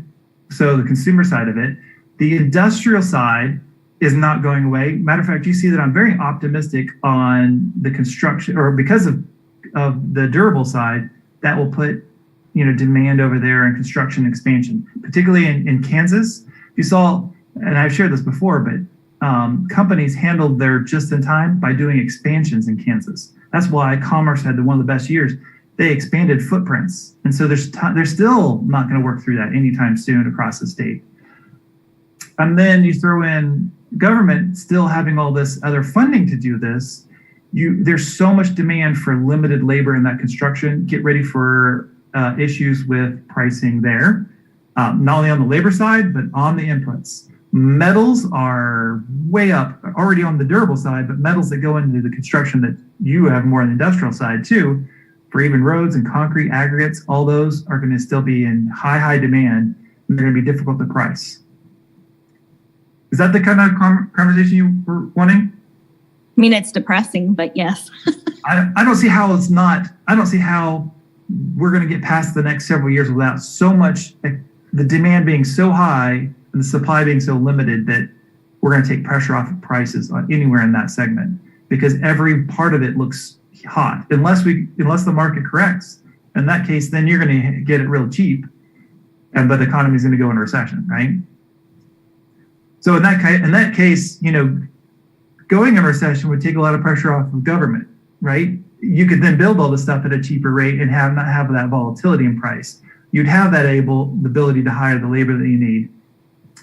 But I'm not sure anyone would wish that woe. I sure don't.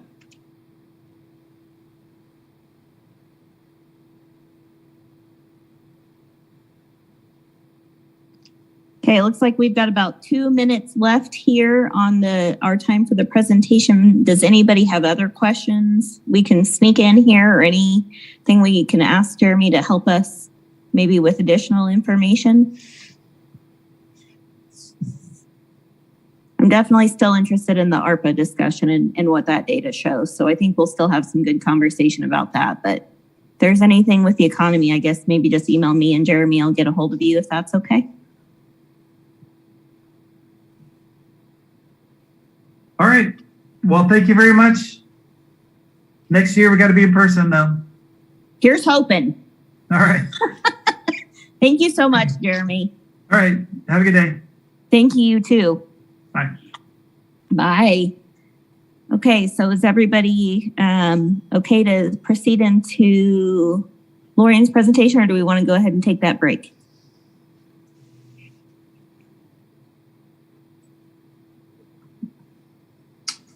If commissioners don't care, I would say let's just go ahead and go right into the forecast, Lindy. Okay. Lorian, are you ready to share your screen?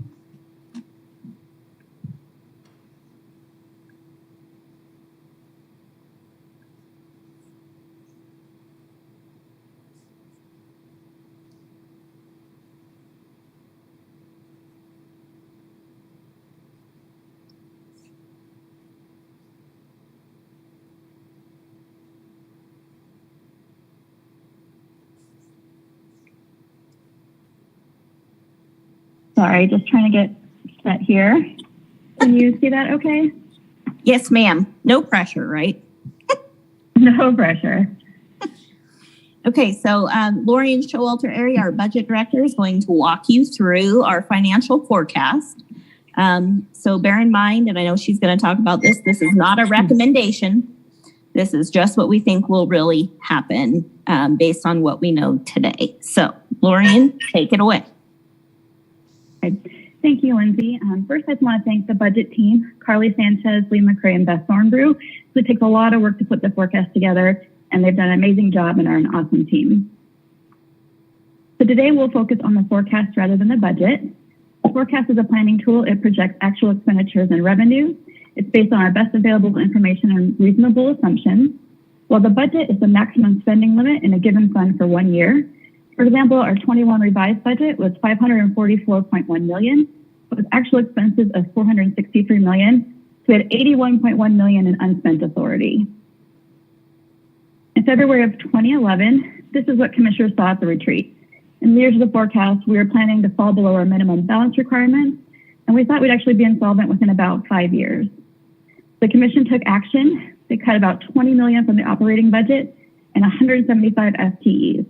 Without the warning that we got from the forecast, we wouldn't have been able to proactively address this, and that's why we take the forecast so seriously. As we get into the current forecasted operating results, I want to highlight, like Lindsay said, that this is not a recommendation, what we're going to talk about today. This is only what the forecast looks like right now, and we haven't tried to fix it yet. So through the budget development process, we'll find out what your priorities are and what the needs of the organization are to craft the recommended budget that you will see in July. Today, we're going to be talking about the 5 county property tax supported funds, which you can see in this chart along with their 2022 budget. For 2022, as a reminder, we did consolidate EMS, home care, and noxious weeds into the general fund. So now department impact is felt in 3 of these funds: the general fund, aging, and highways. WSU and bond and interest are pretty predictable and constant within a year, and not much can influence them. Each of these funds has its own target fund balance we're trying to reach by the end of the forecast. And the total mill levy for the county is spread across these funds, and it fluctuates each year depending on what the needs in the fund are and to reach that target fund balance level. You did receive an updated version of that long sheet handout in your email this morning. It details the forecast. I'm just going to walk through how the sheet is set up. Keep it at a high level since we're going to get into the details in the presentation. So this top section, it's rows 1 through 32. It focuses on our assumptions for revenue and expenses. In the middle section, starting on row 33, it's going to show you what our operating income and deficit is by fund, or how our revenues compare to our expenses. We take that into account. If you start on row 42, you can see what that does to the fund balance by fund for our county property tax fund. And then below that on row 52 is our mill levy rate by fund. And finally, we are working off the 2022 to 2026 adopted CIP, which starts on row 61 of the sheet. So in terms of what is actually included in the forecast, we do plan for all current services. We have the current adopted CIP with a $2 million placeholder in 2027. For additional uses of general fund cash, we currently have $1.8 million for COVID-19 response in 2022.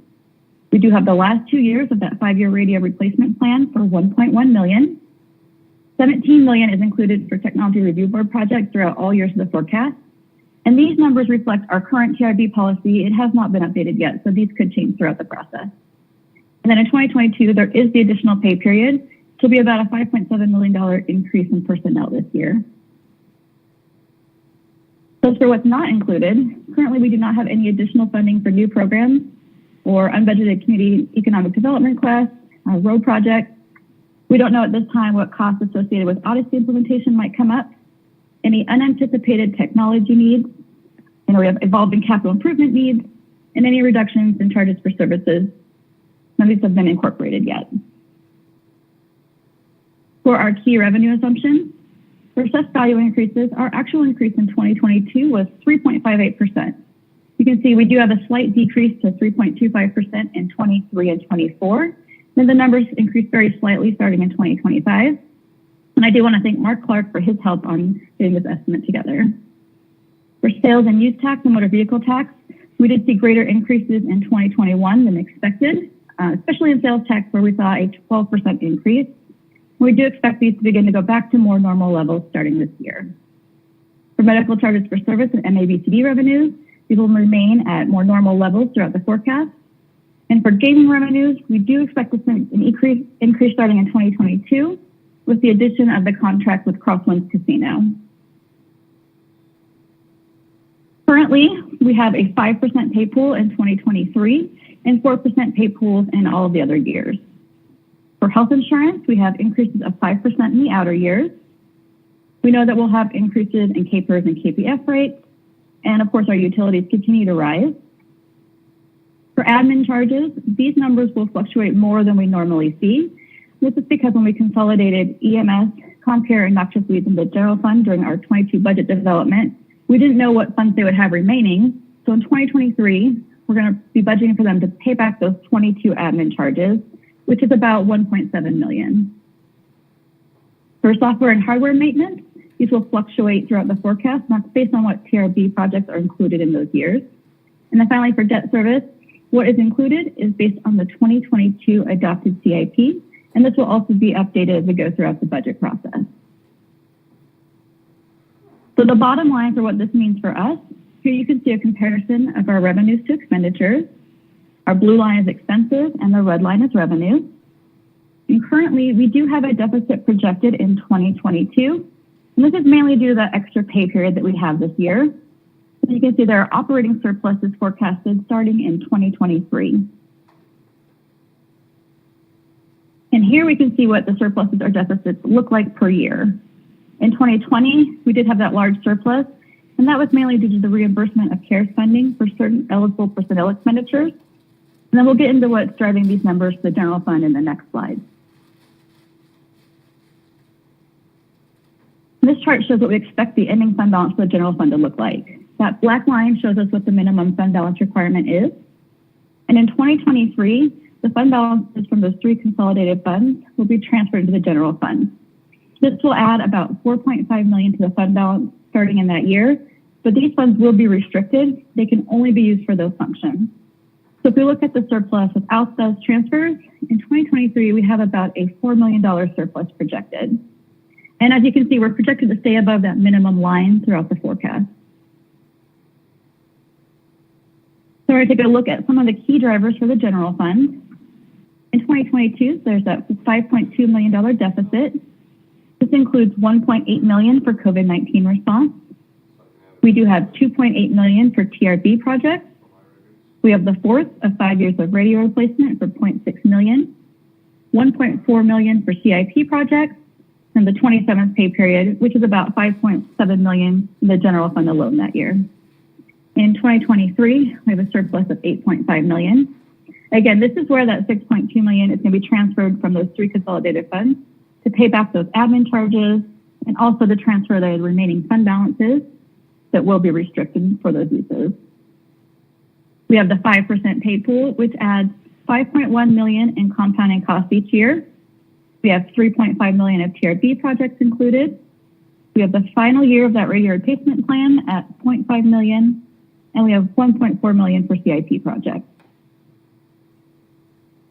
In 2024, we have a $1.5 million surplus. This is the first year of that 4% pay pool that you'll see in all the last 4 years of the forecast. We have $4.1 million in TRB projects and $2.5 million in CIP projects. In 2025, there's a $3.9 million surplus. There's $2.5 million in TRB and $1.5 million in CIP projects. So in 2026, there's a $3.6 million surplus. This includes $2.1 million of TRB projects and $2.8 million of CIP projects. And then finally, in 2027, we have a $4.1 million surplus projected.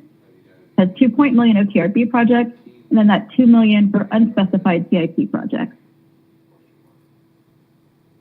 We talked about today is just the beginning. Our base budgets will be released to departments tomorrow, and their submissions and any requests for additional funding will be due in late March. We have our county manager reviews in late April, and commission hearings will be in mid-May. July 13th is our manager's recommended budget presentation and our last update. For our 2 public hearings, we have the first scheduled on August 4th at 6 p.m. and the second on August 24th at 9 a.m. We do have budget adoption scheduled for August 24th. With that, I'll be happy to try to answer any questions.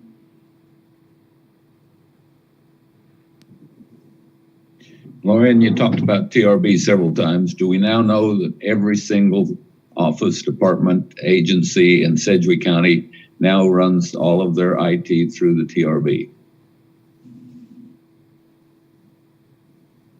I'm not sure if Mike Elpers is on or, okay. Mike, if you don't want to take it, I'll take a stab. Chairman, after the discussion we had a week and a half or so ago, we have changed the policy. The commission will be seeing the modification to the policy. We just talked about the very question you asked at a staff meeting yesterday. Yes, the answer to the question is yes. We think we've got everything, including appointed officials and outside elected groups. But we will be changing the policy. We will be talking about the policy change publicly in the future. But the answer to your question, I believe, is yes. And I'll let Lindsay or Mike Elpers, if they want to chime in, please go ahead. Yeah, I'll just say that the proposed changes to the policy to include things that are somewhat off network, like the elections hardware and software that came up the other day. The policy wording is being changed to include that. But I think even more importantly than that is we're taking steps within IT to kind of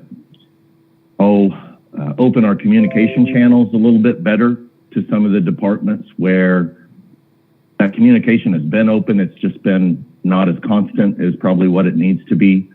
So we have strong conversations, strong open communication channels with some of the larger departments, but some of them that are somewhat smaller that still have technology needs. We're, instead of just sending out a quarterly email reminding them of TRB, we're actually going to start reaching out to them and sitting down with them and discussing their current and future technology needs just to make sure we get everything. And I think the only thing I would add is what Lorian had mentioned earlier, and that is what is in the forecast now is what we had previously. So as Mike's team works with those folks, these numbers could fluctuate to reflect that change in policy.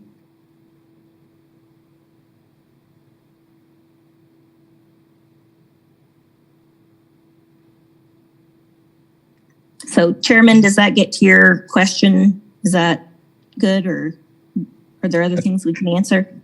Well, I appreciate it. And if there are any more surprises, I would be disappointed. If there are or aren't. Oh, in the future on technology, I understand. Yes, we will do our best not to surprise you. Thank you. Does anyone else have? Questions for Lorian? I have a question. This is Jim. Yes, sir. Well, I guess my personal opinion is I think that the law that requires 2 public hearings, I think the intent of that is that it would be not the same moment as the budget adoption. And the reason that is because we need to be able to respond. We might get questions. We might want to be able to do research. We want to develop amendments to the budget. And so I think the spirit of the law is we would not do 2 hearings, one of them being basically at the moment of adoption, but it would be at a point earlier than that and give us time to respond to questions or potential changes to the budget. I think my understanding of the law is that we would at least have to ask you all to vote on the property tax levy at the end of that hearing. I don't believe we have an option on that, but if we wanted to divorce that from the actual budget adoption, we can talk to the clerk's office about how that would need to work. Well, I guess my opinion is I want to make sure we are being sensitive to the goal of transparency. And to me, this doesn't quite check that box the way it's set up. So, okay, Lorian and I can get with legal in the clerk's office and see what options we may have. All right, thank you. It may be as simple as just adding a public meeting, adding another. I hear your point, Commissioner Howell, that the last public hearing actually is date of adoption. It's too late for commission to react. It may be as simple as just adding a third public meeting. We'll look at it. And in addition to that, go ahead, Lacey. Okay, thanks, Chairman. So in addition to that, how do we plan to notify the public? And then will these be only in the commission chambers? Because at this time, won't we be moved? In theory, yes, we would be moved. We have not yet set a location, but I would imagine it would be in BOCC chambers. Although I know in the past we have talked about moving that off site. So certainly that is an option we can pursue if that's what the commission would like to do. Okay, thanks. I agree. I agree with Lindsay, Commissioner Cruz. That's totally the discretion of the commission. I will tell you that when we go off site, we have many mediums that we try to communicate in, YouTube and Facebook, and sometimes the commission room is just the easiest. We have the best technology, backbone, and structure there. But we also have options. We have NCAT and the zoo and other options out in the community that we would absolutely be able to take a look at if that's the commission's will. But if we're moved to the over on Douglas Street in our new facility, if we're going to use that large auditorium downstairs, it holds even more people than we've ever thought of having. In addition, there's no security. It wouldn't be a problem with people coming in and out of the building. So I don't see why we wouldn't hold it there. Back to Commissioner Howell's point, if we adopt on the 24th of August, which is the Wednesday, would it be possible we have a scheduled staff meeting the day before each time to use the second public hearing as that staff meeting and then adopt the next day? I think we can structure this pretty much however we would like, as long as we can coordinate with the clerk's office and make sure that they are present and that we have the resolutions and everything that we need. Okay, thank you.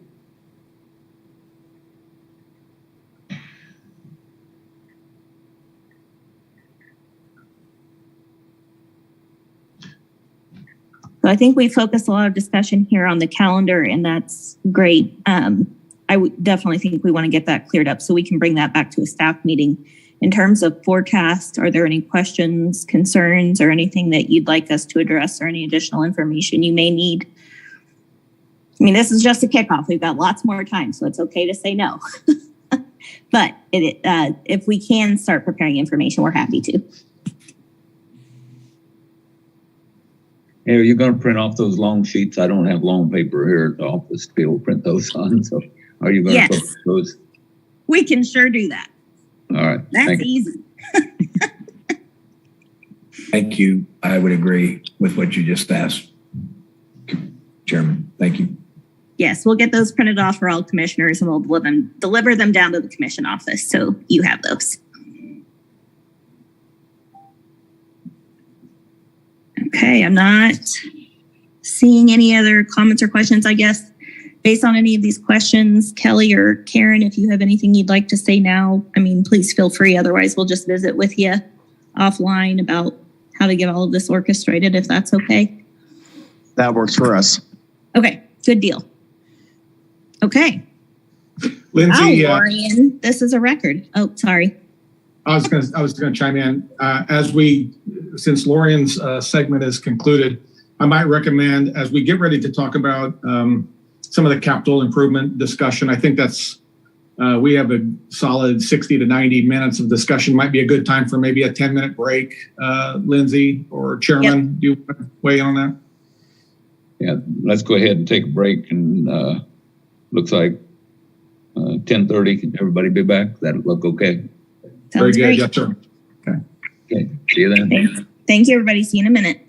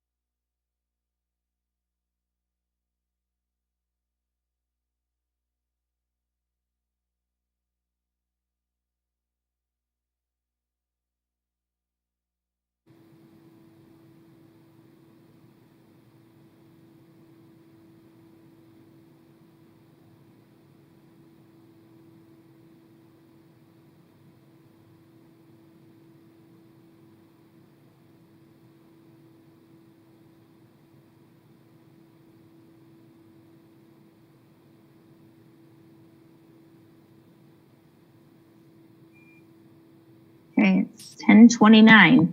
We've got a 1-minute warning. Much easier to corral you all when we're in person. Well, I'm just waiting for you.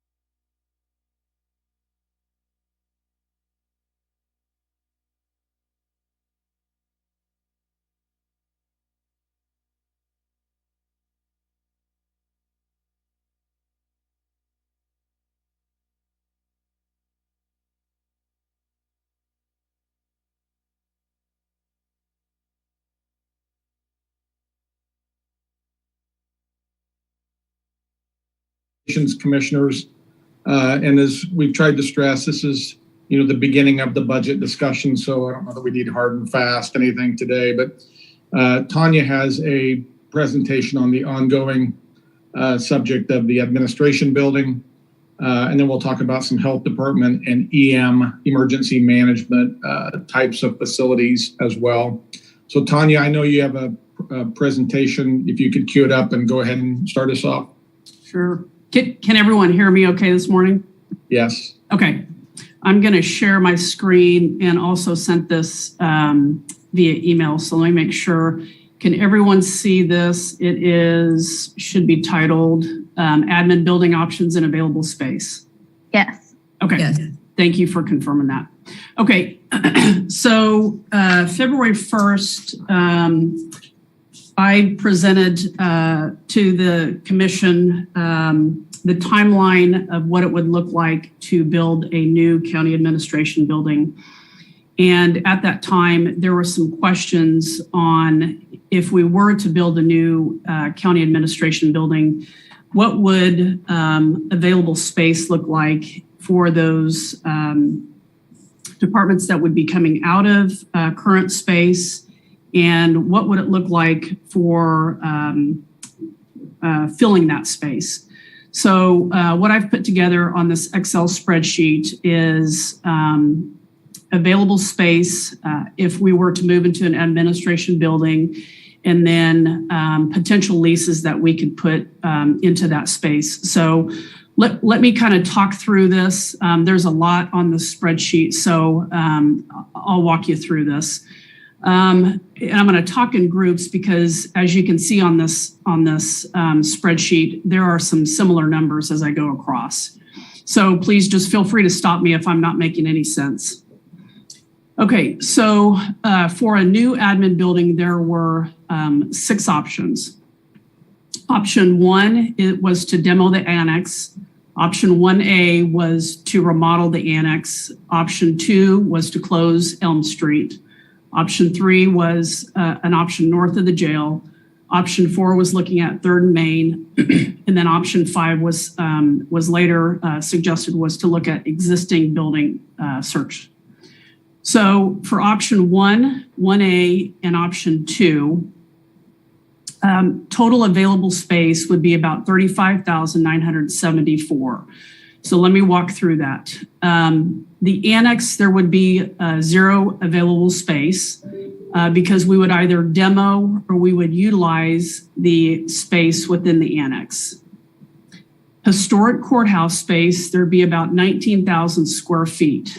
And we are finding that space in historic courthouse with the first floor when elections find space, and then second floor IT, and then HR would move out because they were moving into the admin building. Munger, there would be about 9,705 square feet, and that would be the entire building. So let me speak on IT here for a minute. The reason that we're finding space in historic courthouse and in Munger is because IT is stating that they can become fully remote. Let me move down to Ark Valley as well. The available space in Ark Valley is about 7,254. Ark Valley is currently has CDDO in there. CDDO has also stated that they can become fully remote. So we now have two programs that are stating they can become fully remote. So those two buildings now become available space in the courthouse complex.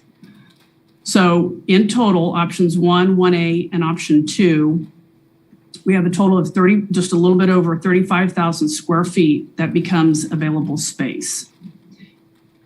Let me go across here. Options 3, 4, and 5, I'm going to speak as a group. We have a total of 52,609 square feet that becomes available. That increases because we have annex space of about 16,635 square feet. And that space becomes available because of first and second floor. That space becomes available because the DA comes out and they move into the main tower of the courthouse. And then the admin building moves off site. So it moves either to the north of the jail, 3rd and Main, or we've moved in a existing building somewhere. So there again, total 52,000 square feet that becomes available. So moving down here, what I've stated previously when we have talked about the admin building space, we have 10 departments that we would be putting in admin building space for a total of 62,292 square feet. That is building tenant space only. Gross square footage is 80,980. The difference there is when I'm speaking gross square footage, you have to add in additional 25% for mechanical space, restrooms, elevators, and so forth. So you're adding about 25% for that circulation factor. But building tenant space is about 62,292. Now, I spoke about IT and CDDO. They have, again, stated that they can become remote. But what they do need when they become remote is some type of space where they can come back if they have a need for staff meetings, if they have a need to work on computers, if they have a need to meet with their clients, if they have a need to meet one-on-one for evaluations, they still have a need to come on site. And so we need to find some type of space for them. So we have programmed a little bit over 4,000 square feet. So in total, we have a need of 66,537 square feet. Commissioner Howell asked, okay, explain to me what we may be able to do with space as it becomes available. And I mentioned that, there's a potential to look at lease space for available square footage that becomes vacant.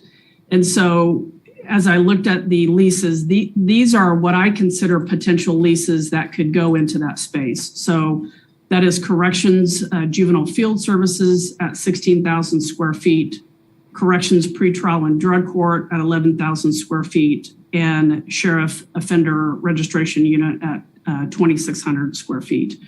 I'll just preface with saying that I've not talked to the departments about this to find out if they have any issues with coming into any of this type of space. But we're looking at about 29,000 square feet in total there. We would still have a need to find hoteling space, again, at that 4,000 square feet. So in total, we're looking at 34,000 square feet. Now, I did list what we have in ComCare leases. I don't think that this would be, right now, I don't think that this would be the right space to put them in, just because of the conversations that we're having right now with crisis and the mental health hospital.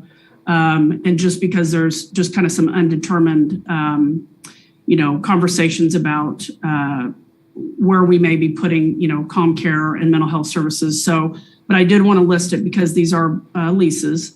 And so we have CommCare Adult Services that's in a lease, CommCare Center City Homeless Services, CommCare Children's Services, and then CommCare Outpatient Services. And they in total are in 64,619 square feet. So that is my presentation on what we have for admin building options and then available space. So I'm happy to answer any questions on that. Tanya, a couple questions. Sure.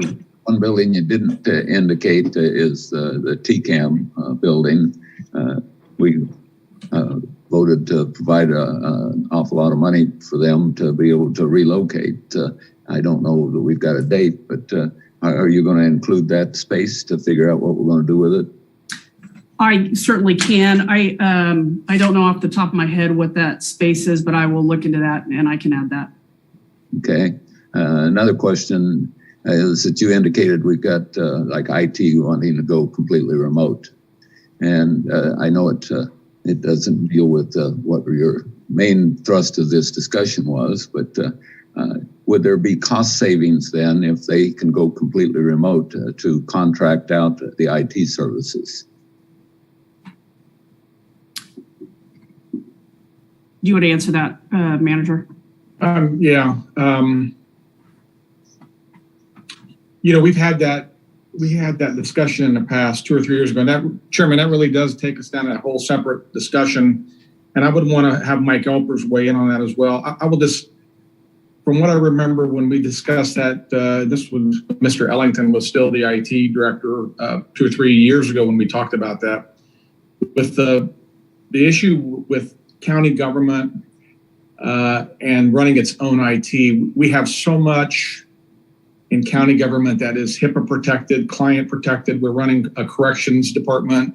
We're running, a CommCare component, things where people's information is very privileged in that type of system. And we were, I don't say it's a deal breaker, but it's very concerning when we would take on a third party IT function with that kind of information in the system. I also don't know if that truly gives us cost savings. And then I also worry about just our security and the integrity of the system on a third party role. I'm not sure, and we'd want to do a little bit of peer analysis. I'm not aware of, and maybe Mike or somebody else can chime in. I'm not aware of any other large scale government, city or county, that farms out IT services. I think it would make us very unique, and not to say that unique is bad, but we'd want to do some peer analysis and look for pros and cons of that approach. So that's how I would address your question. Something we could definitely take a look at, but I'd want to present that back to the commission separate and distinctly in a staff meeting. Okay. And my third question is one of the options is to build a building, and the best location that I can see for building a building, if we look at that option, is 3rd and Main. And so have we had discussions with the city of Wichita to find out exactly what it would cost us to purchase 3rd and Main? Chairman, I did reach out to the manager on the city side of the street and just broached that topic a week or two ago. We have not had any discussion. We've not had any negotiation or talk, but their initial asking price would be right around $1.2 million for that tract. Okay, and they won't deal at all, huh? I don't know that, Chairman. That's just a shot across the bow that they made, and I've not had any further discussion on that until we get direction from the commission. Well, I'd like us to talk with the city of Wichita and find out exactly what the cost of that building, of that piece of land will be.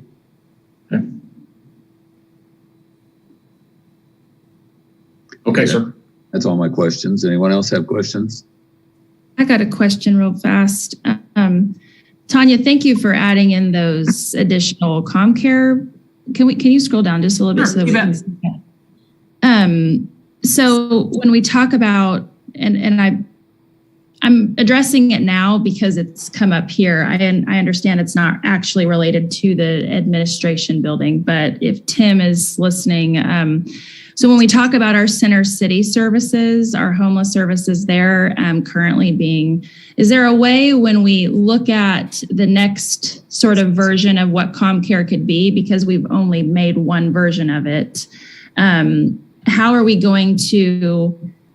could we not necessarily take the whole chunk of that? So the center city services, is that all of the square footage that we need? Are we utilizing that whole space? Do we have filled staff? How often are they in the office? You know, if they are required to be out in the field, those kinds of things. And then the other question would be the outpatient services. I did have a conversation with our addiction counselors, and they mentioned how it is a real challenge for clients to get all the way down south to Harry Street, and they are seeing some issues with folks being able to receive services there. So I bring that up here, understanding we should talk about it later, but I'd like to address that since that is such a big chunk, but I wonder if we could piecemeal it and understand how our services could best be utilized in our community, understanding we have this whole mental health and substance abuse plan that we're talking about next week. So that's sort of a lot. I hope that we can kind of table that, but does all of that make sense? Tim, especially. Absolutely. And whenever we're looking for space, when leases expire, we look at different ways to configure the organization if we can group things together. And we'll continue to do that. And as we're running up on some leases right now, it's a good time to take a look at that sort of thing. We'll continue to do that. Okay, and one more question. So the medical component of ComCare at 1515 Amadon, how does that factor into any of this? Which is that? Is that adult services here? They are with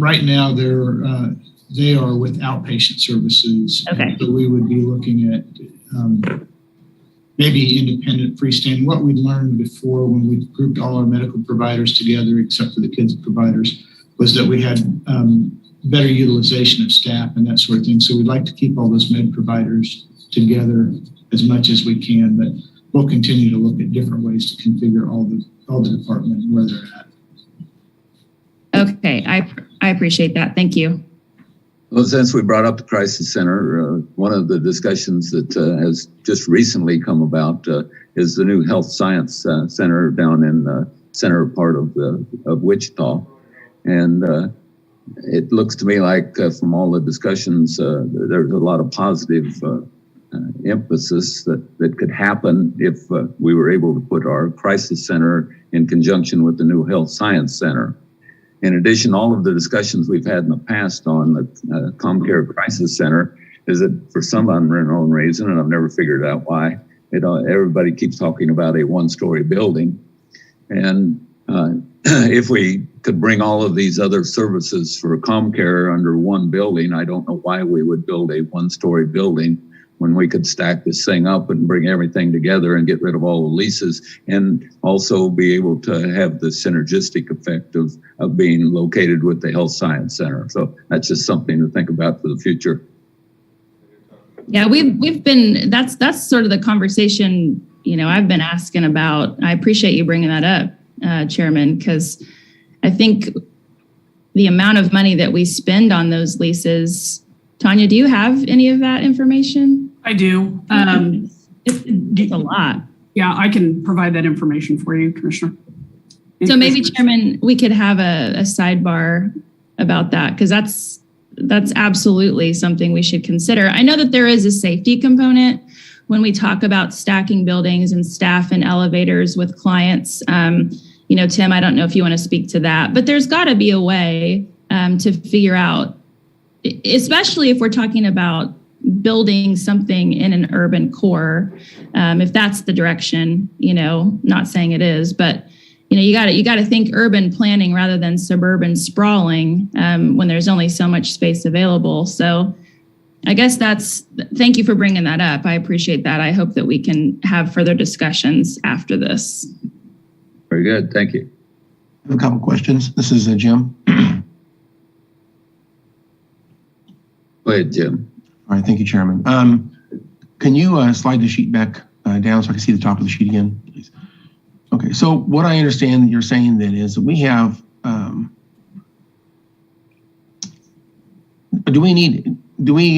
me say it this way.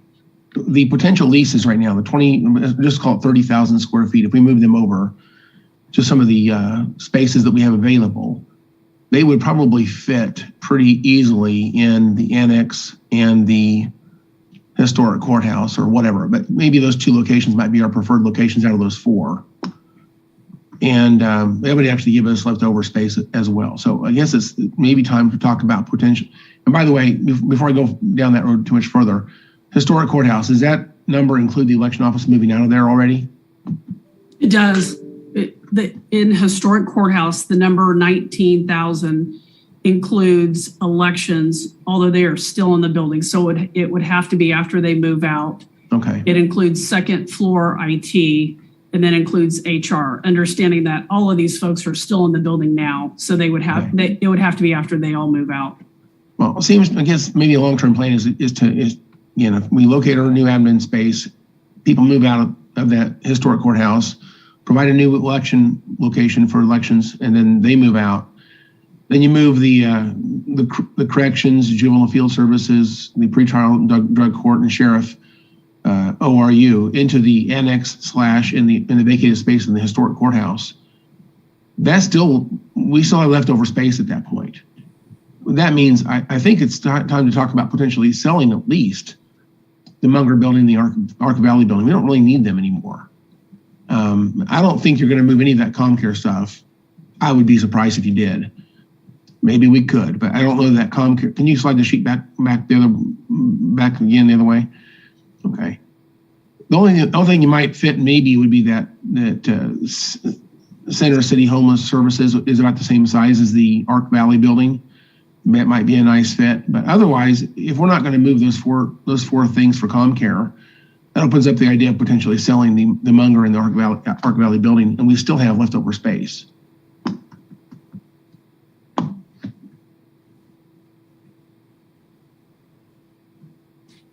I mean, it's a policy decision to liquidate assets. Certainly that's an option.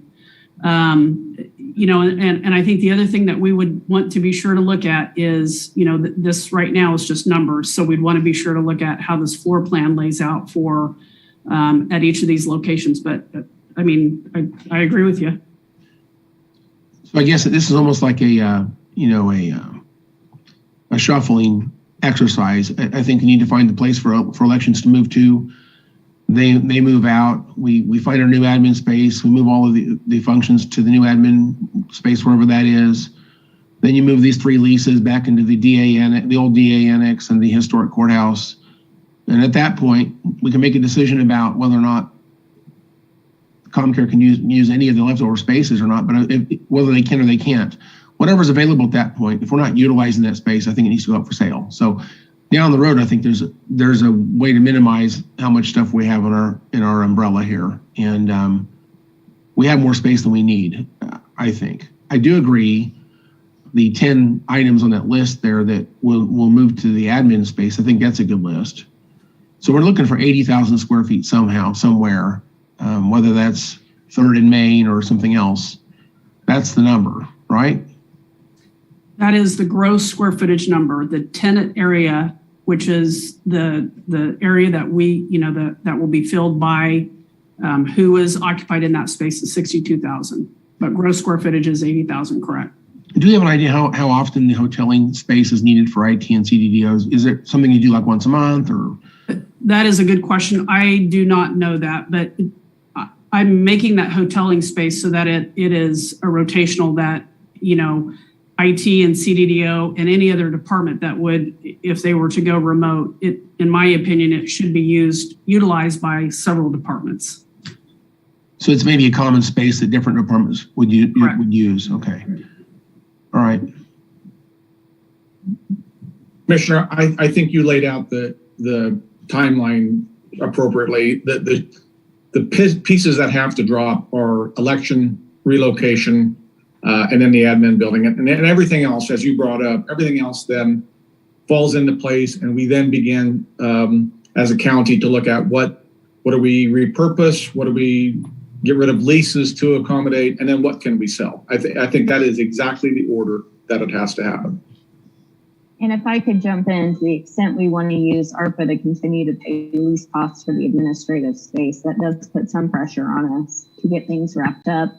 Under ARPA, we have to have all contracts obligated by December 31st, 2024, and projects have to be completed and paid. So we'd have to get through our full punch list. Have to be completed and paid by the end of 26. So I think we would want to be out of lease space by that time. Otherwise, the general fund will have to pick up those lease costs going forward. Let me go ask a couple more questions about the Munger building. If we sold that, I need to know what the value of that building is for sale. And second of all, if the value is it a historic building? Can we tear it down? If the value is not too high and we could tear it down, is the space big enough that we could put an admin building where the Munger building is right now? So there's a whole series of questions that are related to the Munger building, but it really starts with what's the value of it and whether it's a historic building. I probably shouldn't speak because I don't know that I'm 100% sure, but I might be about 90% sure. I think Munger used to be on the historic register, but I don't think it is now, but I will triple check that. Okay. Is there sufficient space there if we demolished it and built an admin building there? So that's a good question, and I don't want to answer that. I would prefer to look into that. Okay. We'd have to look at the footprint. Yeah. I'll just say this, just looking at the map, it looks like it's a possibility. Okay. And if it is a historic building, would the city of Wichita trade us for 3rd and Main? So there's a whole series of questions. Well, let's start off with what the appraised value of Munger building is and whether it's historic or not. I'm with Tanya. I'm pretty sure at one time it was on historic, the listing, but we'll double check. Let's start there and we can report back to the commission on that as we find it. Okay, thank you. I guess with all of the possibilities, it would be kind of sad to see the building that was the first jail. I mean, that's what makes us unique. We have very unique structures that can't be rebuilt and won't be rebuilt ever. And for us to talk about just demolishing a building when there are other options available, I guess I would not be in support of that.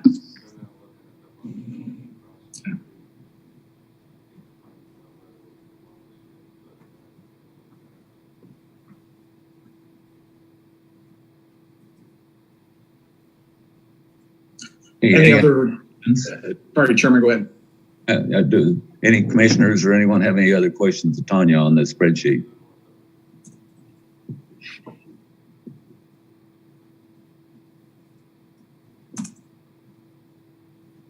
I'm not getting any questions. Thank you, Tanya. Thank you, Commissioners. Chairman. Before we move on to the next topic, we'll be visiting with the commission to talk about what we do with we have not formally started a refreshing of our real estate search on what's available. I'll talk to each commissioner. If that seems to be the will of the board, we probably should get that underway as well. We have not done that as of yet. So I'll be talking with you all about that. I think next up, Tim, were you next on health? Yes.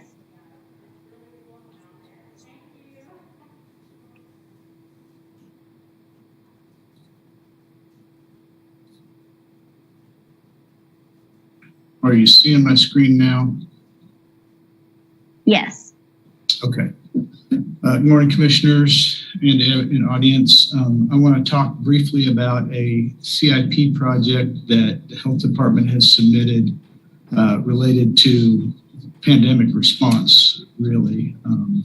But we have worked with one of the on-call architects to develop a proposal related to a drive-through site that would also offer some training and storage for public health emergency planning and preparation. This slide is a reminder of what public health emergency preparedness does. And I think the most important bullet point on there is that third one, and it coordinates public health, healthcare, and emergency management to train and prepare for emergencies. And what we've discovered most clearly through the pandemic, the last 24 months now that we've been in, is that it takes a full community response when there's something as significant as a pandemic to deal with. And so we need to be able to gather people together and store things together and be prepared to respond to those issues. And so that's what we're looking at right here. The pandemic response that we're looking for, we need to store a lot of equipment. We've got 10 different refrigerators and freezers for vaccine and other things, lots of emergency response supplies. Ideally, we would have a space that had 3 drive-through bays for mass testing or vaccinations or some combination of both, and any other kind of emergency distribution that may come up.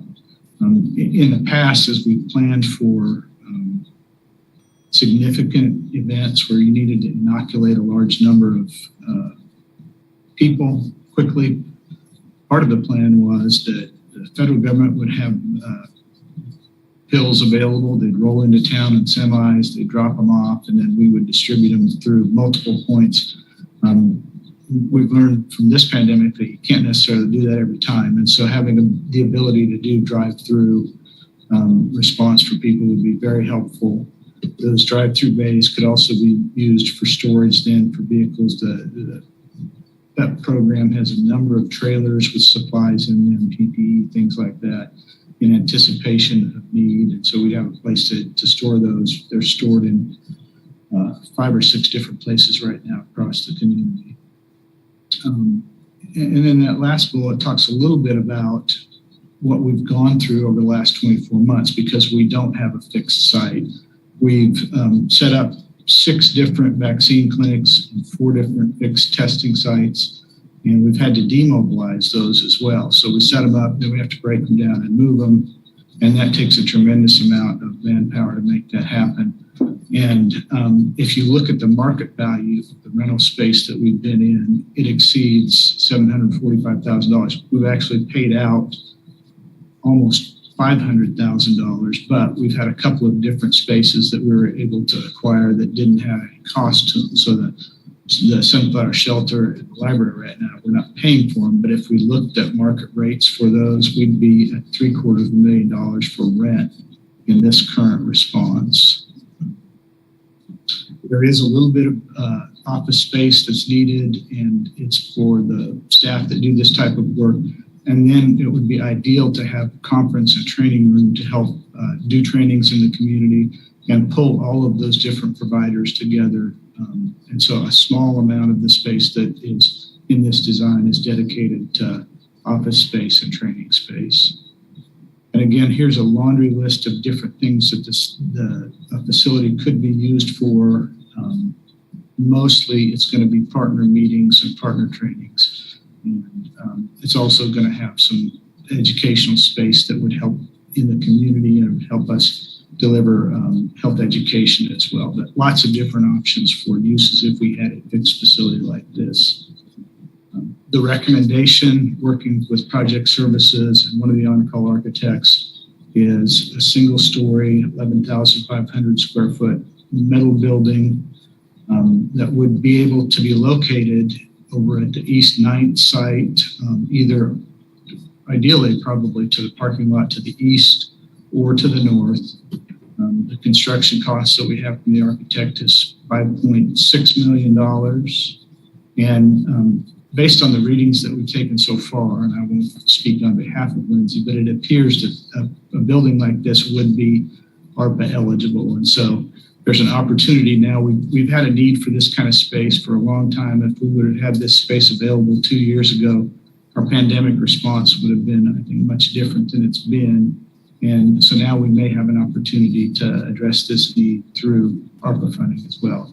And then in the packet, you should also have the slides that show the drawing. And so on this drawing, you can see hopefully the 3 drive-through bays at the top that would allow for multiple, we could hold at least 3 cars. And so potentially vaccinate or test 9 people at 9 cars at a time. And then much of the space on the right-hand side there is going to be storage. It's going to be storage that allows for a forklift in there with high ceilings and garage doors so that when supplies come in, they can handle them appropriately. And then to the bottom of the side on the left would be a community classroom and training room. And then some offices just above that. And if I can scroll here, this is the footprint on that parking lot that exists to the east of the building right now. And so as you can see, there's a lane for semis to come through and drop supplies off.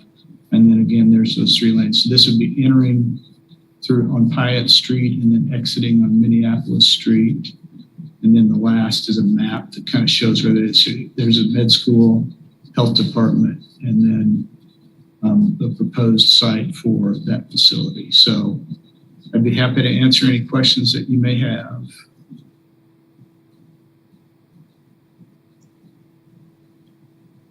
This is first time I've seen this. I'd like to get a copy of this presentation, and I needed to think it through for a while. I'm going to have a lot of questions, but not ready to comment too quickly here. Well, and Commissioner, what the goal today is to kind of give you some intro to this, and then we expect to receive this as a request through the needs assessment for ARPA that departments are working on now. Those are due back to us March 4th, and then we'll come walk the halls with you all then. So this, we don't need a decision today by any means. This is just warming you up to the concept. But this is, you're talking about initially using ARPA for the CIP, the capital improvement part of this, but correct. Long term, it's going to require FTEs, it's going to require maintenance, it's going to require, it'll expand what we do. In Sedgwick County, it ultimately will probably be property tax funded at some point. That depending on how this operates and if additional staff are needed, yes. There would be utilities, there would be people. So yes, there could be ongoing costs. And that'll be another part of what we ask folks to provide as a part of that needs assessment is if we do this, what happens after ARPA? I think in terms of comprehensive discussion here, we ought to have those estimates kind of early in this process.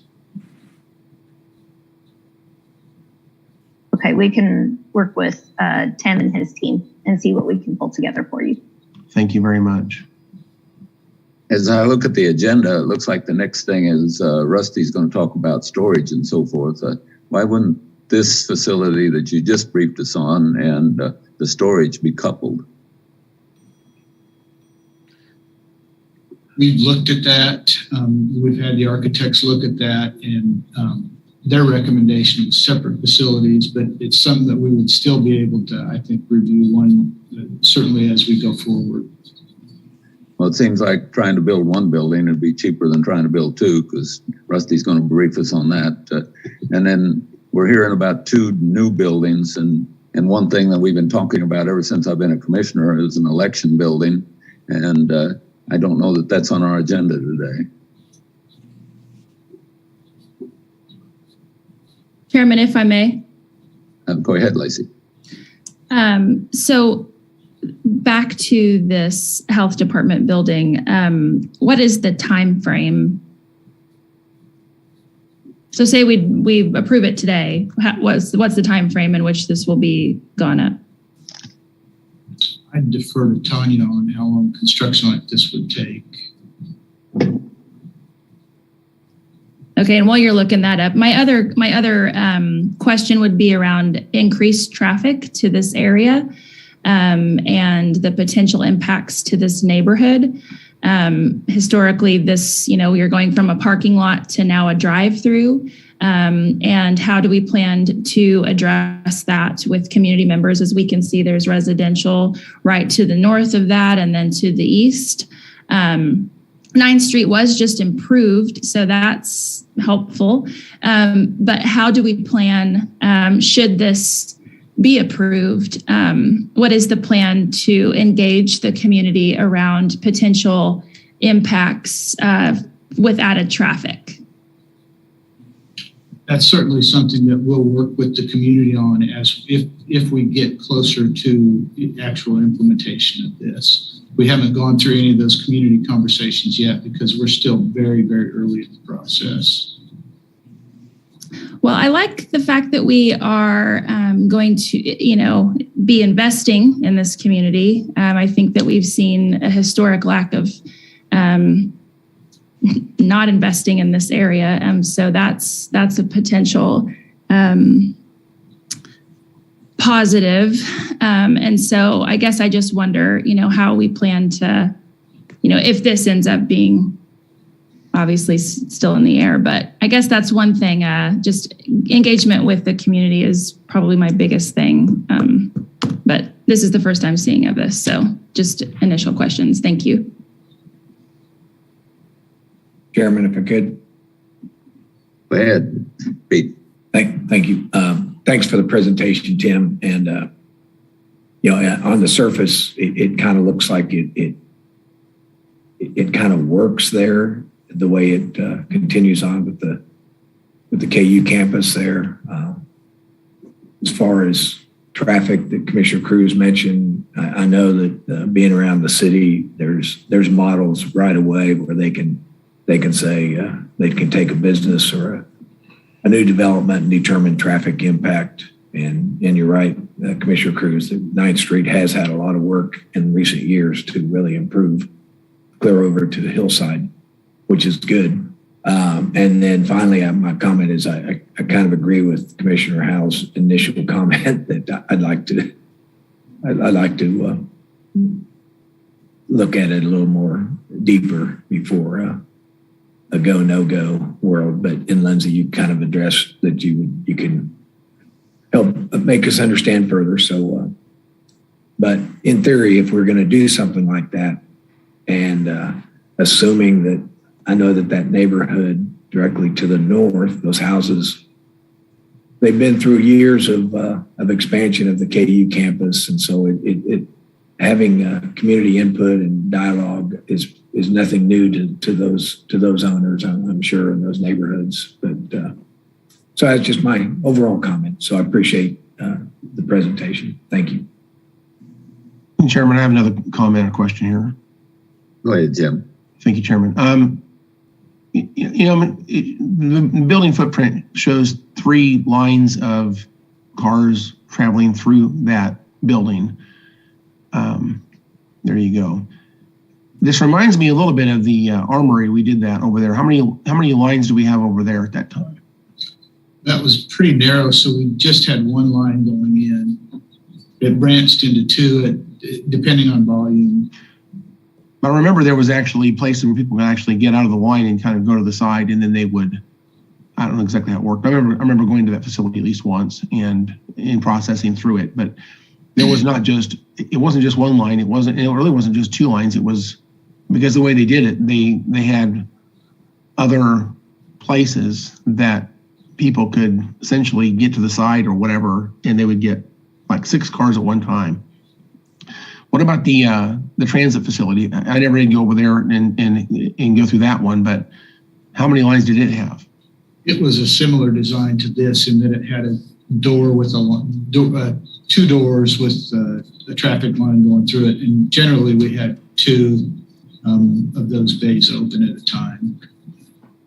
And then we did the outdoor one over by the health department on Central. That was a couple of lines coming in for initially, but they broke up when people were getting their nasopharyngeal swab or testing or whatever. There was quite a few different lines for that, like 7 or 8 different lines at the end of that. I guess my point is this is being a rigid building. It gives you, a fixed width on its entrance and a fixed width on its exit. It's not flexible.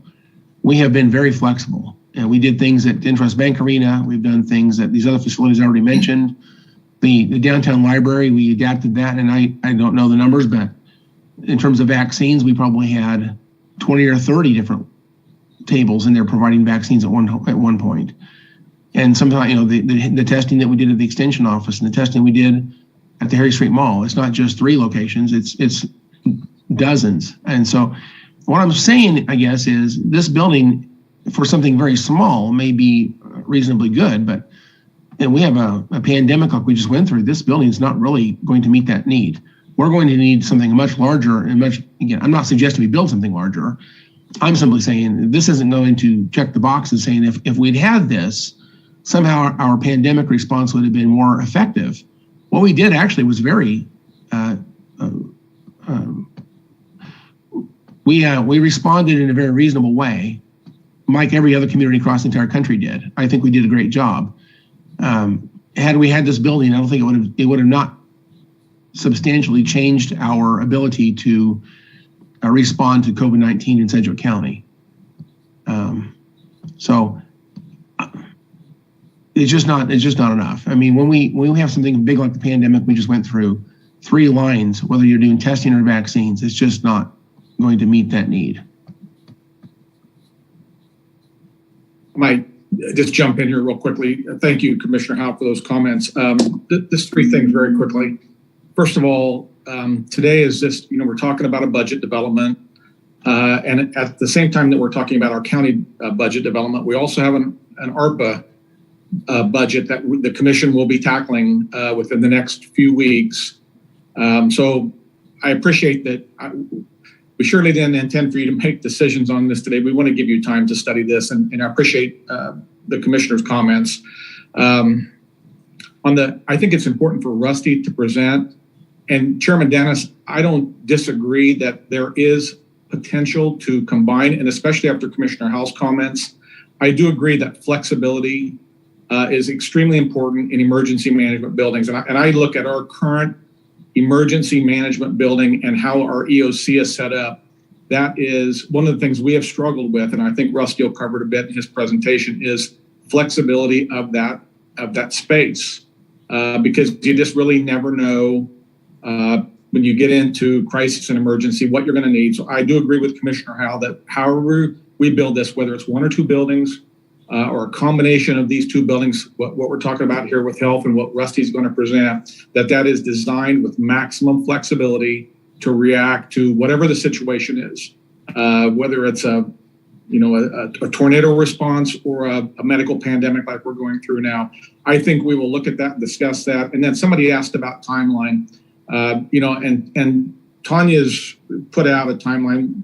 When we build something, there's a public process. There's a request for a purchase or a request for information, or we do something publicly to talk about what it is the county's needed, so that we have fair competitive process through the public. That process is cumbersome. It takes 3 months, 4 months to do that and give it diligence. Past that, then once decisions are made, there's architectural design and concept build, 6 months, and then there's the actual build. So you're looking at 3 years of process to get most things built in this community. And Tanya can correct anything I just said. Now, one thing to remember when we talk about this facility that Tim just went over and what Rusty's going to talk about, we see a direct tie to ARPA dollars on these acquisitions that we ought to consider. And the longer we cannot kick this down the road too far, because we want to make sure that there's a connection there to show that this is a need. This is how we respond to the next pandemic. And I agree with Commissioner Howe. I think we did the best we could under a trying time, but let's not make the same mistake again. Let's be better prepared next time. And that's the reason Tim has presented today and Rusty. So with just those comments, I'd like to hear Rusty out, understanding that there's a direct relationship potentially, even to the chairman's point, that there could be some combining of facility in these 2 conceptual kinds of discussion. And we are just like like we've already said on the very beginning of this discussion. So, Chairman, if it's okay, could we move to Rusty's presentation and then maybe have further questions after that? Yes, I think we need to hear Rusty's discussion, but go back to Commissioner Howell's on the flexibility. I agree with him there.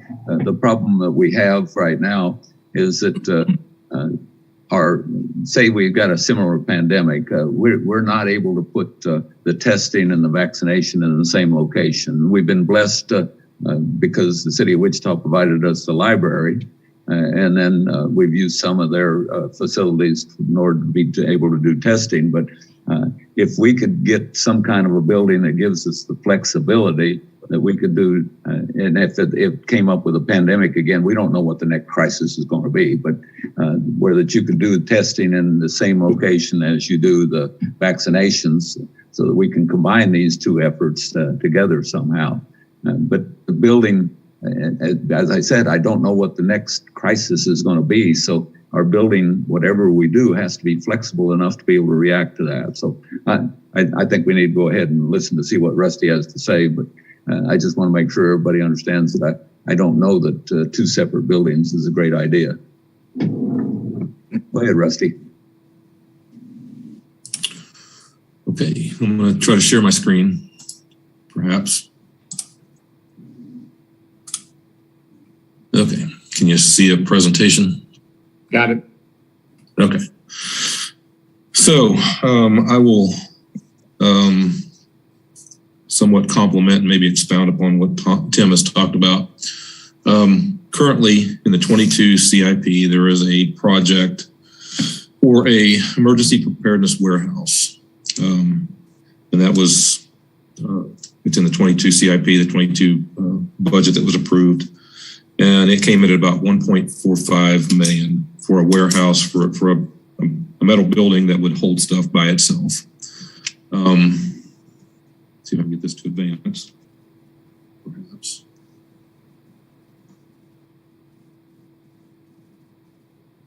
Sorry. Okay. So problems to solve, and some of these are being solved, but just in general, coming into the pandemic, knowing what we knew and then learning what we didn't know, we started behind the curve. We needed supplies, which we didn't have, and we didn't have anywhere to put those supplies, materials, equipment, supplies. The public safety building has very limited storage space, and it's pretty much packed. I can tell you over about the past 2 years or a little over, emergency management staff has been going through the first floor and getting rid of a lot of hoarded stuff that's been there over the years since this building was constructed, but nonetheless, there's very limited storage space in this building. The health department, we found through the pandemic, they have some limited storage space on 9th Street and maybe out on West Central. But again, when you get into a major disaster and you're bringing in supplies, we didn't have anywhere to put. And then EMS, while they maintain a level of medical supplies to support their operations, again, getting into a pandemic, and some of the additional equipment and supplies that we acquired for them through CARES Act, they essentially filled up spaces that needed to be used for other things for quite a period of time because there was nowhere else to put those materials. So we know we have limited storage across the county in a number, particularly in public safety. And then inventory management, historically, what I found since I've been here and what the previous emergency manager and then the current emergency manager, Julie Stimpson and John Marr, the deputy, have done is they've gotten a handle on our grant asset management accountability. We had a lot of materials that records were not kept well. We didn't know what we had and what we didn't have. They've made great strides in cleaning all that up. Disaster reimbursement accounting coming into the pandemic. Yes, that's a responsibility of emergency management, but there were no policies, no practices in place. So that and the logistics section, coordination and consistency, those things were basically reconstructed from scratch, honed over the months that we've been in the pandemic to a point that we've got a good system in place that we don't want to let that wane. We don't want to lose that momentum. That's something that those are things that we need to keep in place consistently from this point forward, regardless of who's in charge of emergency management. We don't want those things to fall through the cracks again. The current circumstances, the pandemic demonstrated a need to have locally managed, controlled, and coordinated reserves of protective equipment and other supplies, disaster preparedness supplies for that matter. The thing that we did, and we were ahead of the state on this, even though the pandemic kind of hit the eastern portion of the state and we saw it coming from the East Coast. It hit Johnson County and those areas up there first. But nonetheless, when it got to us in March, we managed to get a warehouse stood up, and I think we were the first ones in the state. We were ahead of Johnson County, Shawnee County, and we were ahead of the state of Kansas in getting a warehouse set up and starting to get materials in as tight as they were, as hard as it was to get them. We got a warehouse set up, and again, as the chairman mentioned a minute ago, the city was gracious over at one of their large facilities that they're in the process of renovating and populating slowly. They still had some open space, and they allowed us to use that. They've allowed us to use it throughout this pandemic. Over time, we've taken up about 13,000 square feet in that facility.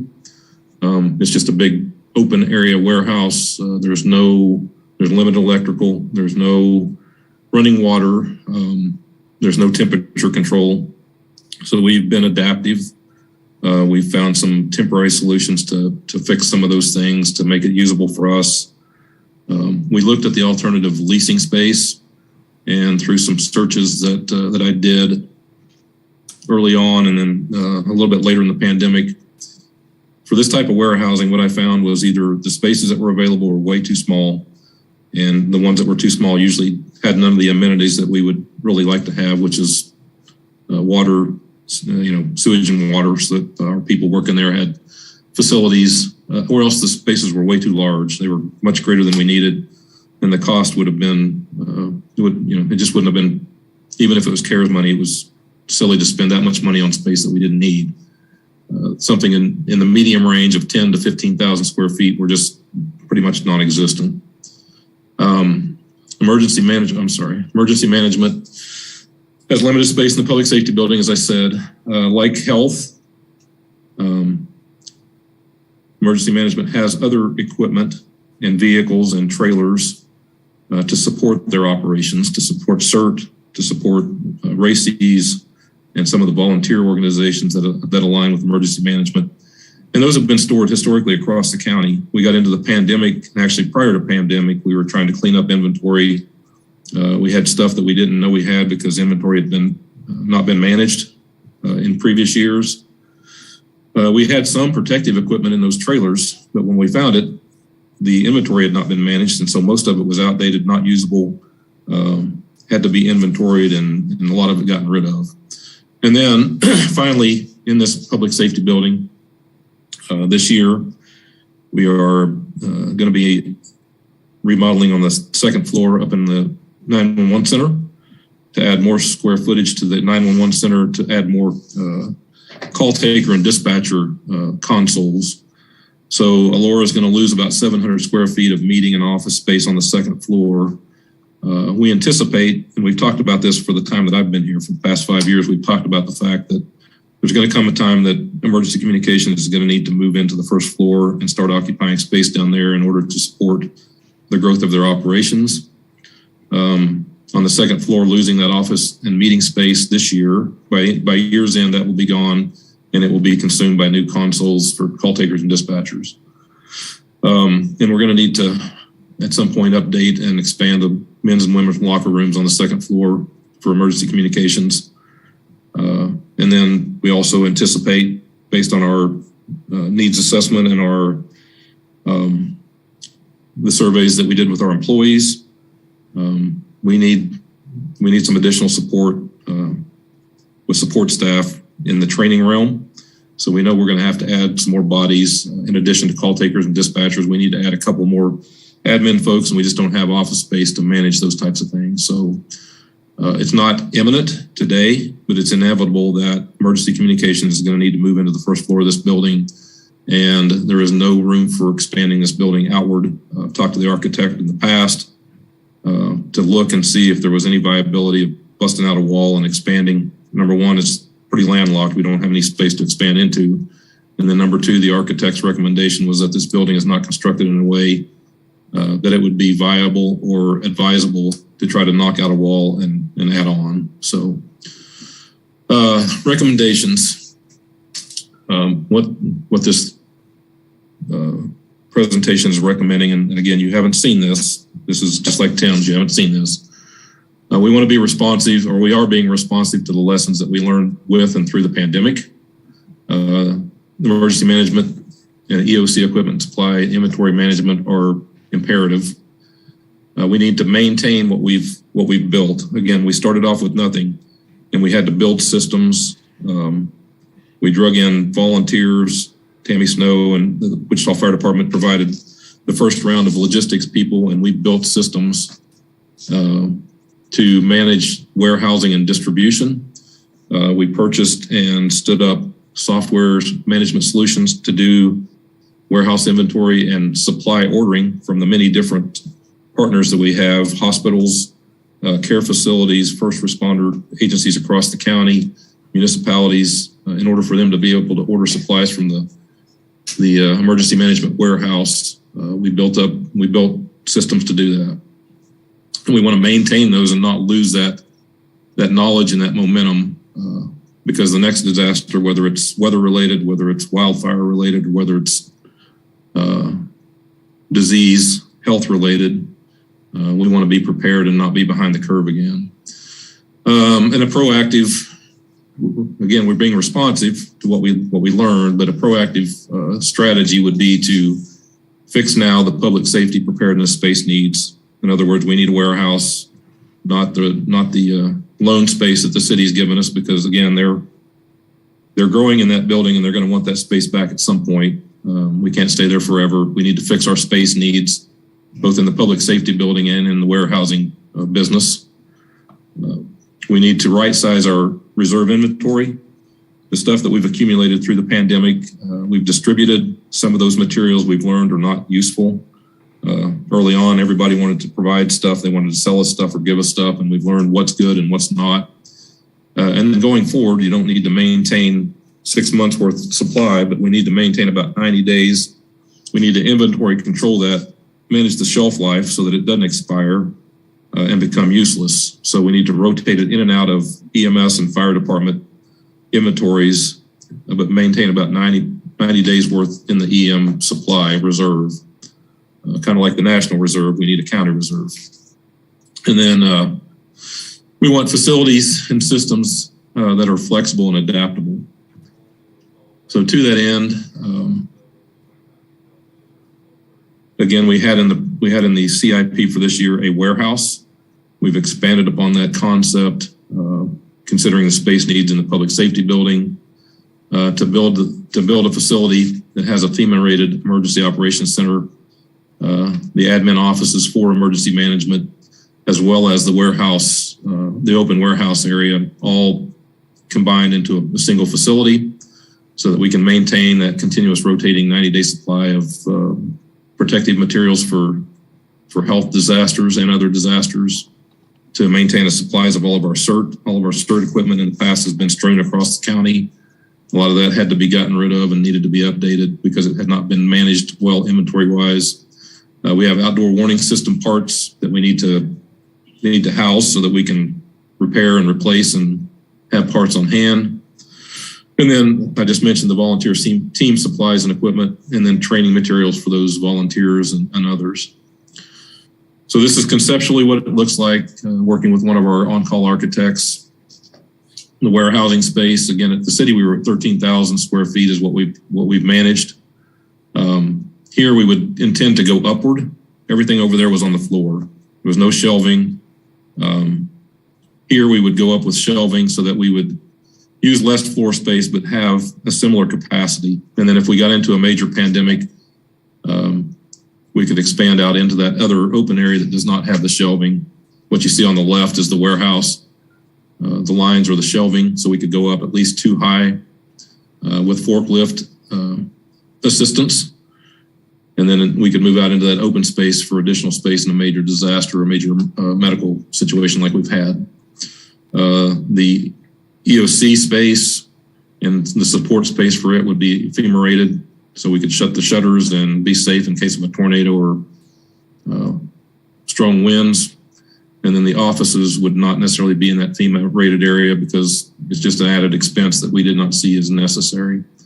This would be somewhere around 15,000 square feet total. With the EOC, the office space, and the warehouse space would be about 15,000 square feet total.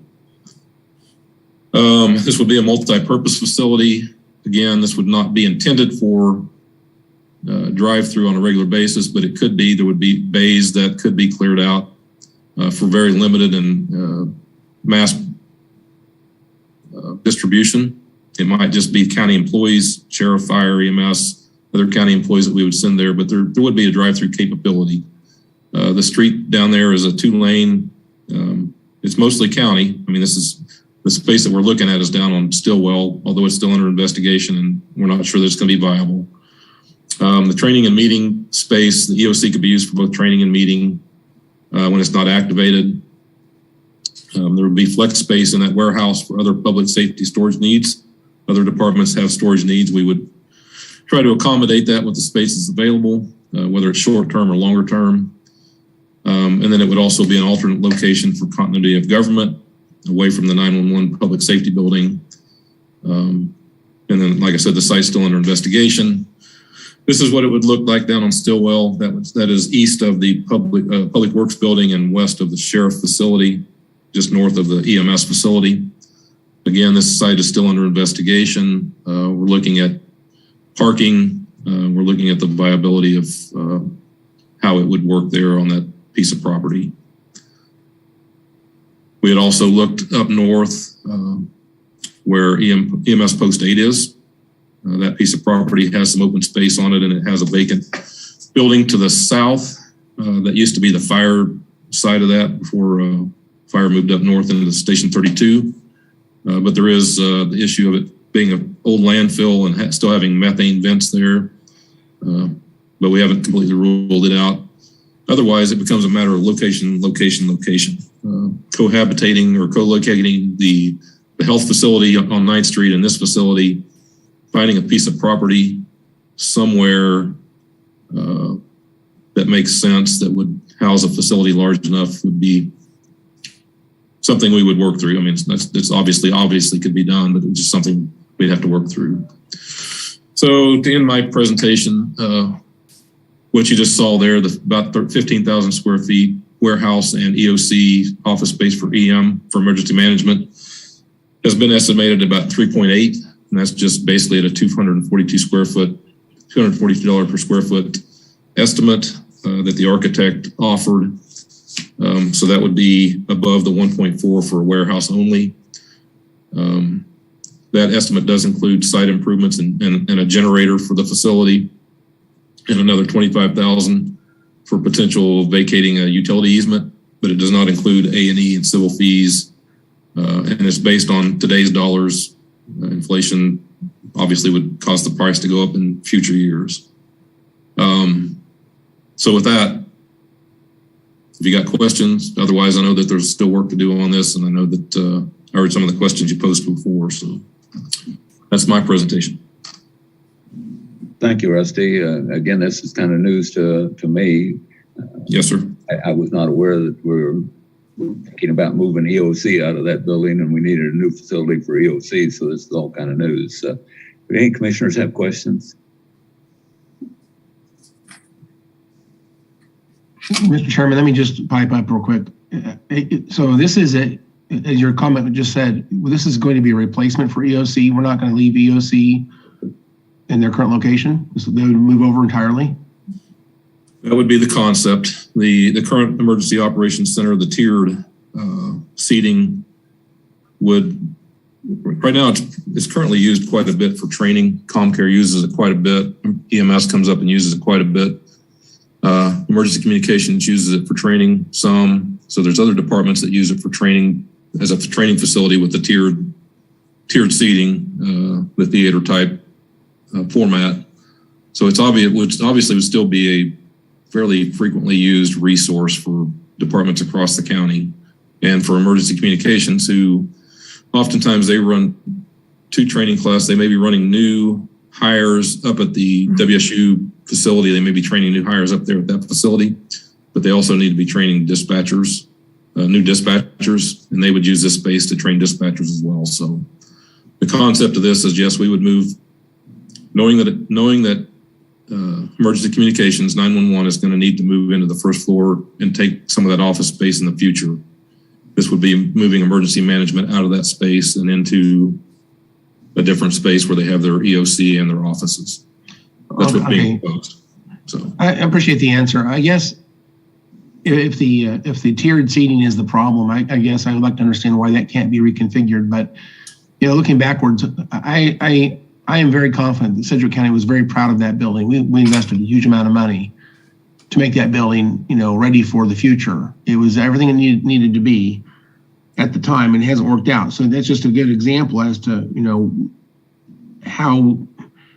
how this type of exercise doesn't always turn out the way we think it's going to turn out. But the one thing that's actually you've added over there that is new is the warehouse space. That's the one thing that's making this conversation happen.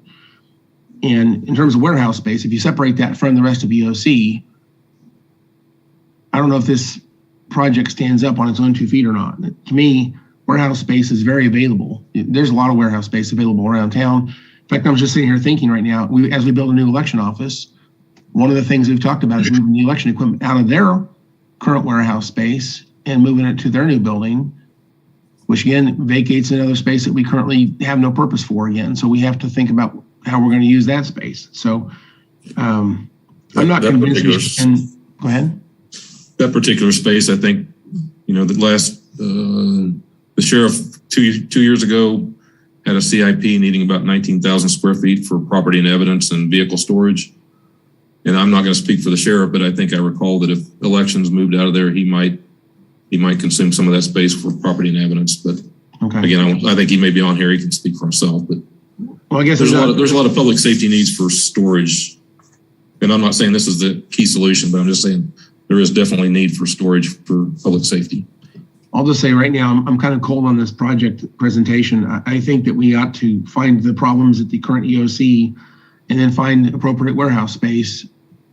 As to Commissioner Dennis's or Chairman Dennis's point a few minutes ago, if we're going to build a facility over on 9th Street, maybe that would be, I'm not sure the 3 lanes are as important as the warehouse space if you were to prioritize those 2 things against each other. But $3.9 million for this building, really what's really driving this discussion is warehouse space. I'm not convinced this is the answer we should be honing in on at this point. Thank you. Thank you. Any other questions or discussion from the commissioners?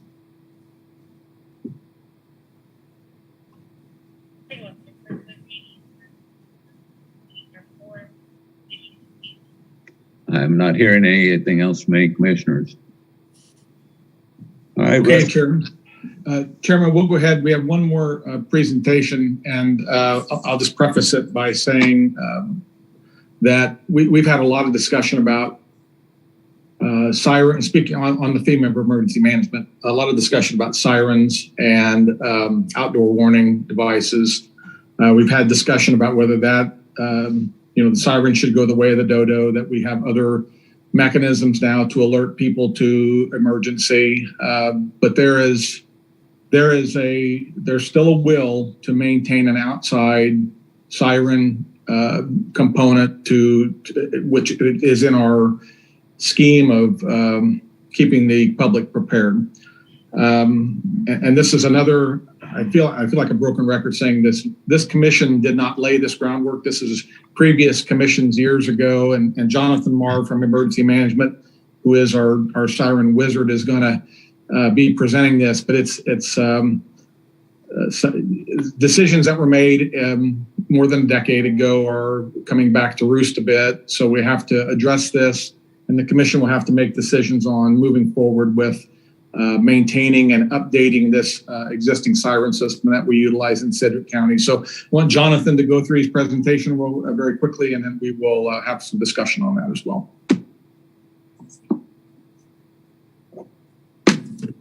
And Julie, I'll pitch it over to you while I get this PowerPoint up.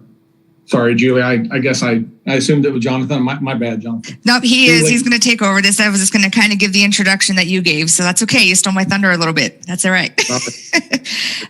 So for the last 18 months, Jonathan has been tasked to dive into this program and do a very in-depth analysis of our expenses and how we are managing the system. It is one of our biggest budget items for emergency management. And unfortunately, like Mr. Stoltz had said, we are kind of seeing some things to come fruition from 10 years ago, some decisions that had happened. And we do have some thoughts and ideas to fix this moving forward. But before we get there, we need to tell you exactly what we're seeing out there. So for the next few minutes, Jonathan's going to take you through several photos, a couple of videos to kind of show you what our system is looking like out there. It's uncomfortable. This isn't a system that I'm sure any of us are going to be comfortable with at the end of this presentation, but we'll move forward. As Tom said, the diagram that you're looking at is from FEMA, and social media, text messages, this is all a layered approach in how we communicate warnings to our citizens. And it is one piece of this pyramid. And even at the federal level, sirens, outdoor speakers are part of that tiered layer of communication. And then Kansas state statutes tasks us of having a warning and notification system. And although they don't say specifically an outdoor warning system, culture has pretty much defined that as an expectation. Next, please.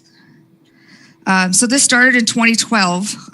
Briefly, what started this in 2012 was the National Weather Service issued technology to do a polygon targeted warning.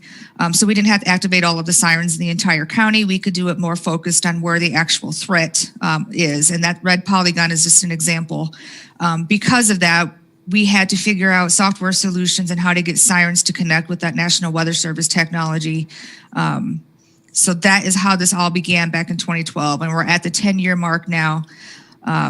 We did the RFP process to get the upgrade going. A relatively new company came to market with the lowest bid that satisfied the needs of the RFP at that time. The contract provided 30 brand new battery-powered speaker stations, the retrofit of the existing mechanical equipment, and then 2 base station control units. Great at the time. Everything was kind of new. We're adapting to a new technology, but there are some problems with it. And I'm going to let Jonathan pretty much take over from here and explain how this has led into where we're at today. All right. Thanks, Julie. So when Julie and I have conversations and discussions about outdoor warning sirens, it's typically a discussion on 2 pieces of equipment that we have. One of them is a mechanical siren, and the other one is a PA speaker. When we try to compare the two, we have about 93 mechanical sirens, which are on the left of the slide there. We have 93 of those. They last over 40 years. We have some sirens in our system currently that have lasted 70 years. They're still working today, 70 years later. The first siren was installed in 1952, and the system has sort of been growing ever since, a few sirens at a time. On the right, in 2012, we began installing PA speaker stations or electronic speaker stations. We initially installed 30, and then we began installing 5 new speaker stations per year on a revolving CIP ever since. And we've been replacing our mechanical rotating equipment. On doing some research, I found out these PA speakers only have a service life of about 20 years. And we've been having a hard time getting 20 years out of them without some sort of major repair. So we've been replacing equipment that has lasted us many decades with equipment that only lasts not even 2 really. The mechanical rotating sirens, they have about 12 total parts that make the siren work, and the prices for those parts are below. The electronic speaker stations have about 80 total parts, and there's 8 individual speakers that require individual maintenance. If you notice the mechanical sirens on the left there's one big horn. The price for a motherboard on a mechanical siren is $1,400, while the electronic speaker station has 2 motherboards, totaling upwards of $8,000 for those motherboards. When we take a closer look at the mechanical equipment, it's pretty basic. They have 2 motors. Some are gear driven, some are belt driven. And they're very easy to maintain. We do a preventive maintenance on them every 4 years or so, and they last us for decades. We don't really have a whole lot of issues with the mechanical part of our sirens. But in 2012, when they awarded the contract to go to selective warning, they had to adapt this mechanical equipment so that it would speak to modern day software. So we have equipment from the 50s, 60s, 70s, and 80s that needed to be retrofitted with these sensors in order for it to communicate with the modern day software. These blue sensors in the middle photo here, there's some black ones. They've got these little microchips that hang off of them. It's measuring the mechanical processes that are occurring in the siren, and it reports back to the software what's happening. We have approximately 300 sensors that were added to our mechanical equipment. Some sirens require 3 sensors, others require 5, depending on the model. These sensors cause us a fair amount of headache in the fact that they have to be individually calibrated to the mechanical process that it's measuring. So it's a very specific calibration that needs to occur, and we have found that they are susceptible to changes in temperature. So if it's calibrated at 90 degrees, it'll fail. The sensor will report a failure if the temperature changes to, say, 50 degrees. That's the mechanical equipment. We're going to pivot to the speaker stations that were installed in 2012. This is a list of pictures that we're going to go over. Again, we installed 30 brand new speaker stations in 2012, and I was concerned about a pattern that I was seeing in the work orders that I was writing. So Julie and I decided that we should investigate further, and we made arrangements with our contractor to do an inspection of a handful of the sirens that were originally installed. And the next series of slides will be photos and some video of what I found while I was up in the bucket. This is the top of the siren head. Again, there's 8 speakers. If I could draw your attention to the top of these speakers, they're fairly cheaply made. We believe this is hail damage. But this black ring that goes around here, this is a weather seal.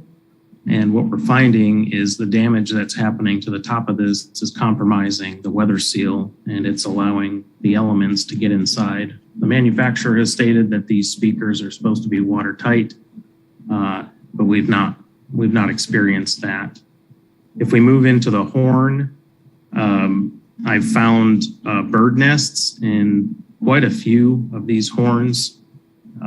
Play this video real quick here. But, these speaker stations, they sit up. We test them about 1 minute every Monday, and the birds have found their way in. This is the cone that the audio comes out of, the speaker itself, and then that sound has to push its way through the bird nest that has been packed into it. So suffice it to say, we're losing quite a bit of decibels and quite a bit of audio from these speakers, and it's not projecting out adequately. Now, it's not every single horn that we have out there, but it's a fair majority of the speakers we have out there. Back on the weather seal, so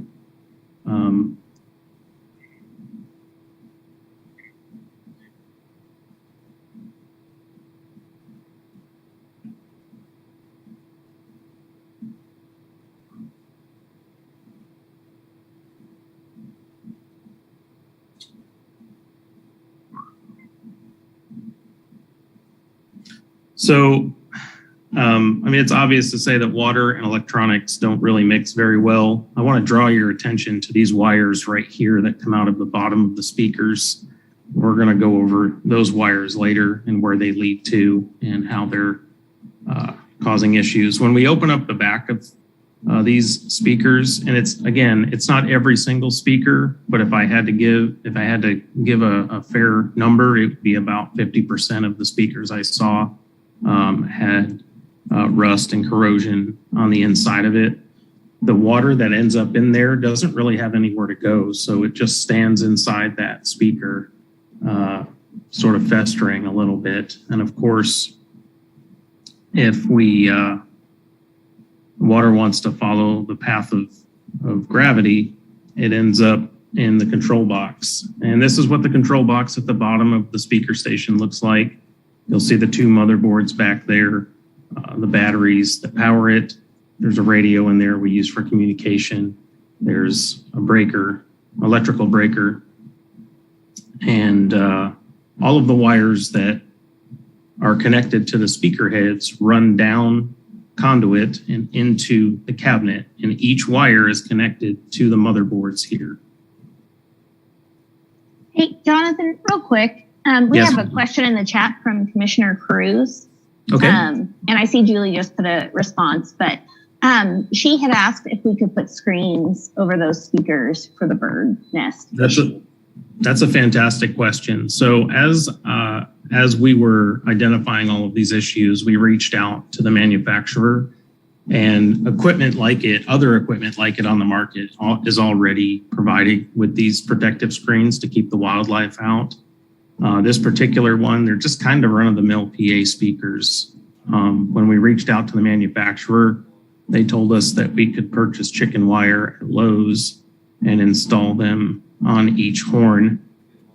We priced out the efficacy of that, and it came out to somewhere around $70,000 or $80,000 in order to get every horn. So it ended up not being a viable option. So the water following gravity from the speaker horns itself, we found that it's traveling through the sheath of the wires, and it's depositing into the control cabinet. Each photo here, I've been pretty liberal. Almost every photo is from a different siren. I wasn't really picking and choosing, but I wanted to at least wanted to represent all of the issues that we're finding. But you'll see evidence of water in the bottom left here. This is an electrical breaker that is sitting in standing water that's being deposited from the speaker heads. This is a drop of water that's actively leaking through the sheath of that wire.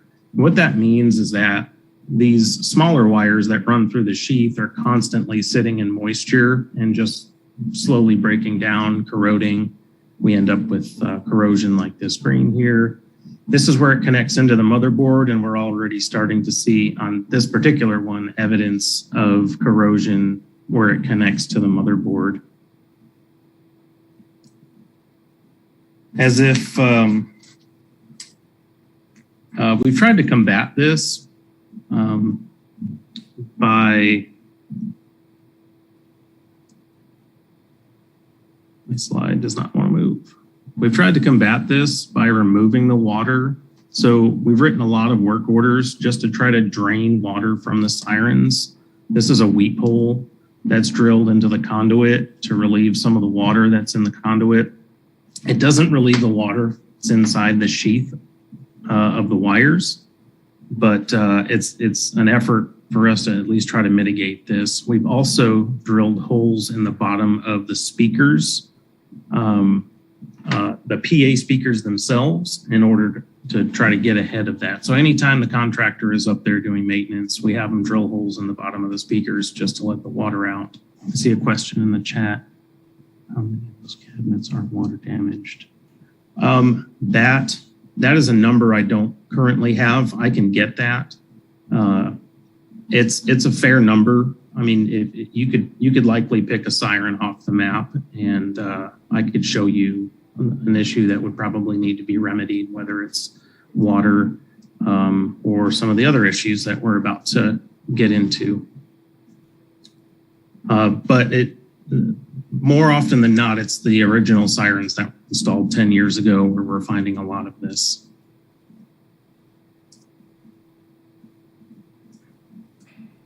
As if we didn't have enough issues with water in the heads and corrosion and rust and bird nests, we're also having an issue with exploding batteries inside these cabinets.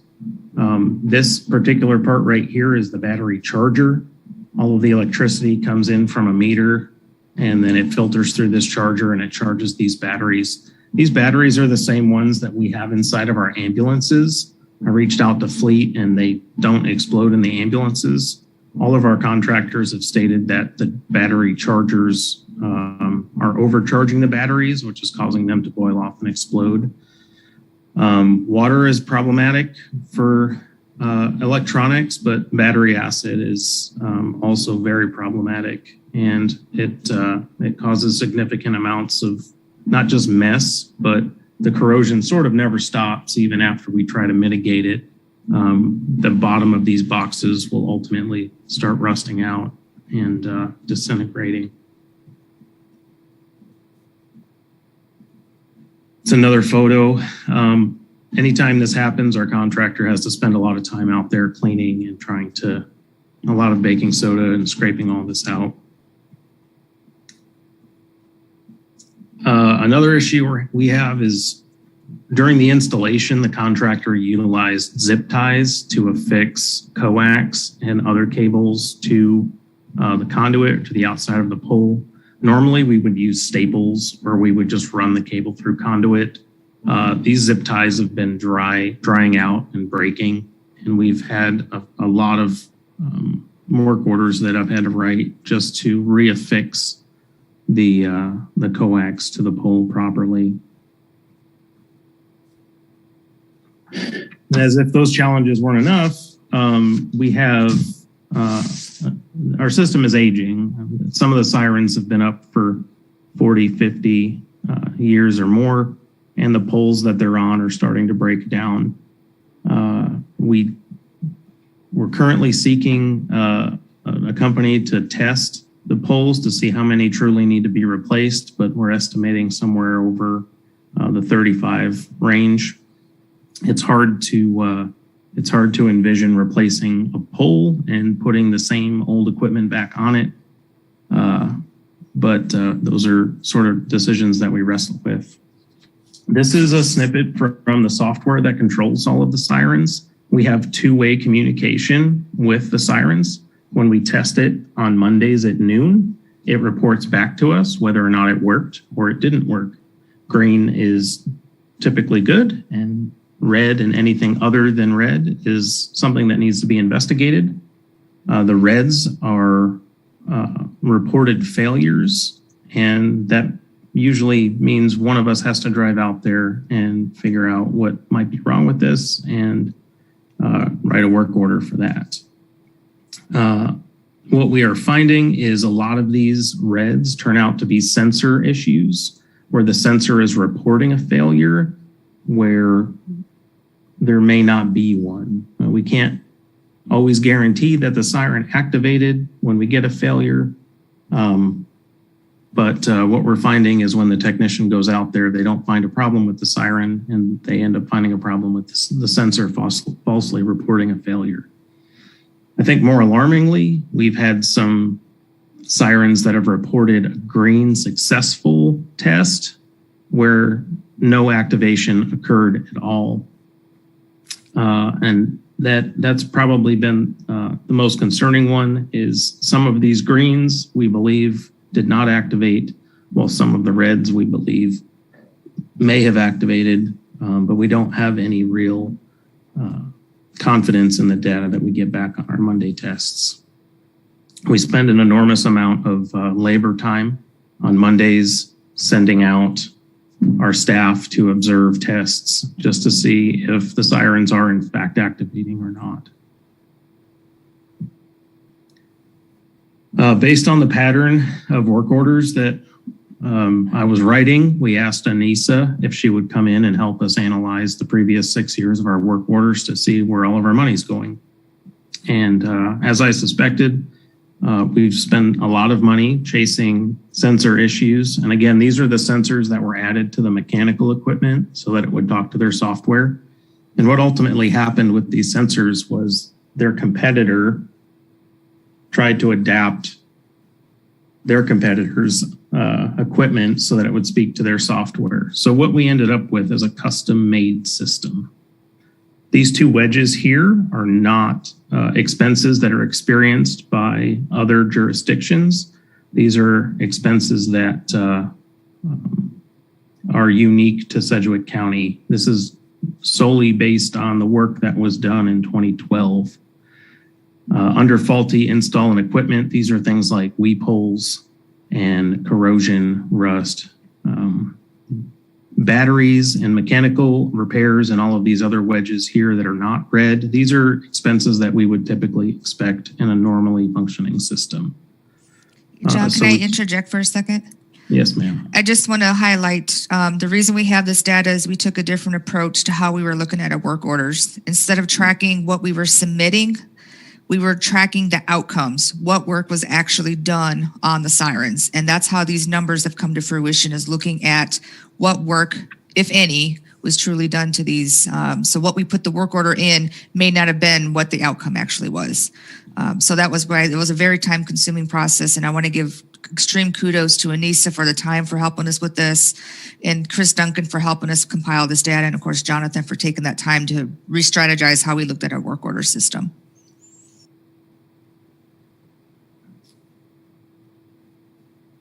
So what does this cost us every year? The grand total is about $243,000, which includes a revolving CIP for $110,000. We have 107 electrical accounts where we pay about $40,000 a year to power the sirens and charge the batteries. Now, half of the system is AC powered only, and the other half is battery powered. So half the system we're charging batteries, and the other half is strictly AC powered only. The problem exists there where a tornado typically takes out the grid first, and we all see the flashes that happen on the horizon when a tornado comes through and the transformers blow. It's likely that the AC powered sirens would not function if a tornado or an event took down the grid, the power grid. Historically, we spend between $70,000 and $164,000 a year just maintaining the system. And we believe that based on conversations we've had with other counties and other jurisdictions, that we should be spending somewhere around $75,000 annually for a system of our size. And we're not alone. After I realized we were having issues with our speaker stations, I reached out to other communities that purchased this product, and turns out they had similar issues, and they ended up either turning off their system and replacing it with mechanical. But that was also another sort of validation to some of the issues that we've been experiencing. So if we stay on the current path, we're currently in this cycle that we're unable to break. We're replacing mechanical sirens that have lasted us 60 years or more with speakers that last less than 20 years. It puts us in a perpetual state of replacement, and we're unable to actually grow the system with our population growth. If we look at the map on the right, GIS provided us with that, and it shows how our community has grown, and it has outgrown the bounds of the system. Money that is typically intended to be used to expand the system, we're having to use to sort of replace all of the problems that we have. We're unable to keep up with it, and we're often found chasing our tail with regard to maintenance.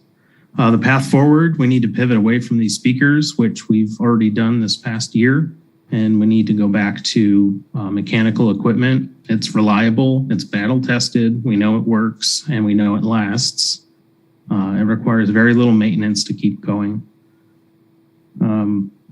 We'd like to replace the current revolving and never-ending CIP for $110,000 for a new 6-year CIP that may top $4.5 million. If we refurbish some of the mechanicals we currently have, they're over 30 years old. We believe that we can get that number down to somewhere around 4. This new plan will eliminate all of our electrical costs. We'll get rid of the meters and we'll be switching to solar. Other communities around us are switching to solar-powered, solar-charged sirens because they operate so infrequently. It's a good option for solar, and the solar kit pays for itself in electrical bills after 2.5 years. The solar kit should last about over 20 years. And the system would operate if the grid were to go down, because it would be battery powered. So in summary, we can do this much better. We've sort of have the system has grown one siren at a time since 1952. There's never really been a master plan for this system, and it's sort of run away from our ability to keep up with it. Every budget conversation Julie and I have always surrounds, well, what's going on with the sirens this year, and can we afford to run our other programs? We're able to maintain the mechanical equipment at a much lesser cost than the electronic components, and it leaves us open for opportunities to be able to grow the system with the growth of the community. And I believe that's it. Julie, do you have anything? No, we just stand for any questions or comments. Any questions from the commissioners? A couple of questions, Chairman. Go ahead, Jim. So just want to clarify, so the 4.5 million, is that a total replacement of the entire system? 4.5 million would be a total replacement of the entire system, yes. Okay. And you keep talking about the contract. I'm not sure what word you used. I think you might have said contractor or something, service person. That's not a county person. This is we have a service we pay for that maintains these, I assume. Yes, we have a contractor that maintains all of our sites. All right. So if I understand correctly, your numbers indicated that right now we're spending on average $243,000, but we should be spending around $70,000. So there's a savings of about $170,000 roughly if we were to have the more reliable, modernized system. Yes. So $170,000 a year savings once you have a new system in place. Now, is it your intent that this 4.5 million would be a 6-year plan to replace these over 6 years? Yes, it would. It would be a plan to replace over 6 years. I don't think our contractor could do it all in 1 year. It would be a rather large project. Will these still be wooden poles? We're entertaining steel poles. There is a steel pole option. We're working on the pricing for that currently. We're not quite sure about it yet because we don't have a lot of experience with steel poles, but we are entertaining that. Every time we put a pole in, are these in places where we have to pay for a right to erect the pole, or is it in property we already own, or how does that work? Some of the sirens are on in schoolyards, but a lot of those were installed in the 60s and 70s. Most of them are in easements, and we do have some that are on government property. If we're replacing the entire system, I guess looking at those maps, it looks to me like there's a lot of overlap in urban areas. And I don't know if that's needed, as you said earlier in your presentation. It may not be. We're not as reliant on these sirens today as we maybe haven't been in the past. I mean, looking down in Mulvane, for example, I'm not advocating we do anything wrong with Mulvane here, but there's a lot of overlap on those bubbles there. I was wondering do we need the same number of sirens, or do we locate sirens to basically blind spots and basically redesign the system, so to speak? If we're going to go this far, it looks to me like we ought to do some re-engineering exactly where these sirens actually are located. Exactly. That's actually a great point. Decades ago, cities were installing their own sirens and they were responsible for their own systems. And then somewhere along the way, the county took over all of the sirens. So some of the sirens that we inherited from cities that had installed them. So we didn't really have control of the placement of some of these over history. And again, the system grew from 1952, one siren at a time. And yeah, I mean, the intent would be to develop a single master planned coverage map. And we actually we've already generated a sound propagation map utilizing a software tool that measures things like topography and industrial noise and highway noise. We need to we're re-engaging with that process right now, and we're coming up with a plan that's going to move us forward. FEMA actually dictates that you need about 70 decibels of outside siren noise to draw your attention away from whatever it is that you're doing. So there's a FEMA line on these maps where they say if you put a siren here, you'll end up with 70 decibels at a certain distance away based on the topography. So we're going to see what the sound plan software recommends and then probably move forward from that. Did I see correctly? You have about 160 of these sirens? We have 152 total currently. Okay. And is it anticipated we maybe don't need as many? We would have less in the county and still have better coverage, perhaps? I wish that were the case. I think based on sort of the maps that we've sort of pieced together loosely, it looks like we might end up around 175 or 180. And if I could add real quick to Commissioner Howell, the solar energy that we are going to gives us more flexibility as far as where we can place these sirens as well. A lot of these are in place because we needed that electrical connection, but with solar power, we have a lot more flexibility. So all of that is in consideration on how we redesign our system. Is there established criteria as to when do you say the number of residents necessary to require a siren where they live? Because obviously there's people who live all over the county that are not near one of these sirens. So what's the criteria when we say there's a warrant, use a public works term, there's a warrant for a siren in a location because there's enough people there that says it needs to have a siren. Do we have that clearly defined somewhere? So there's no national standard with regard to siren coverage. And as I've reached out to all of our neighbors, a lot of this coverage is really kind of shoot from the hip sort of thing. And it's sort of dependent on how we define what is the outdoors and what is it we want to cover. Based on conversations Julie and I have had, I think we've sort of settled on city limits. And we needed to at least cover the city limits and ensure that there was an equitable amount of coverage among all the populated areas or majorly populated areas. All right, I guess that's a good place to start. I think we ought to have a deeper conversation and get that get a policy around that questioning, because I think this ought to be data driven. And right now, when you say we just kind of shoot from the hip, that's not the way I like to hear it. So I do think we can establish some guidelines here that would help us know where it's needed and where we don't have to have one. So, and that's the tool we use for that is that sound plan study, and that would be I think if I had a graphic to show you about the sound plan and how it maps out. Where the sound decibels end up. I think that would probably be a tool that we would lean on. All right. Thank you, Chairman. Thank you. Other questions from commissioners?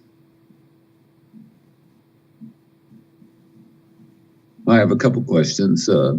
First, I want to make sure that everybody understands these sirens are only for people that are outdoors. They are not to notify anyone that is indoors that there is any kind of emergency. Am I correct on that? Absolutely, sir. Yes. Okay. And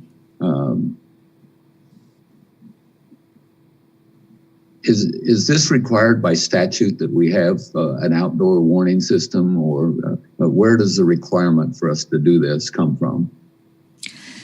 There's no mandate that says we have to have an outdoor warning system.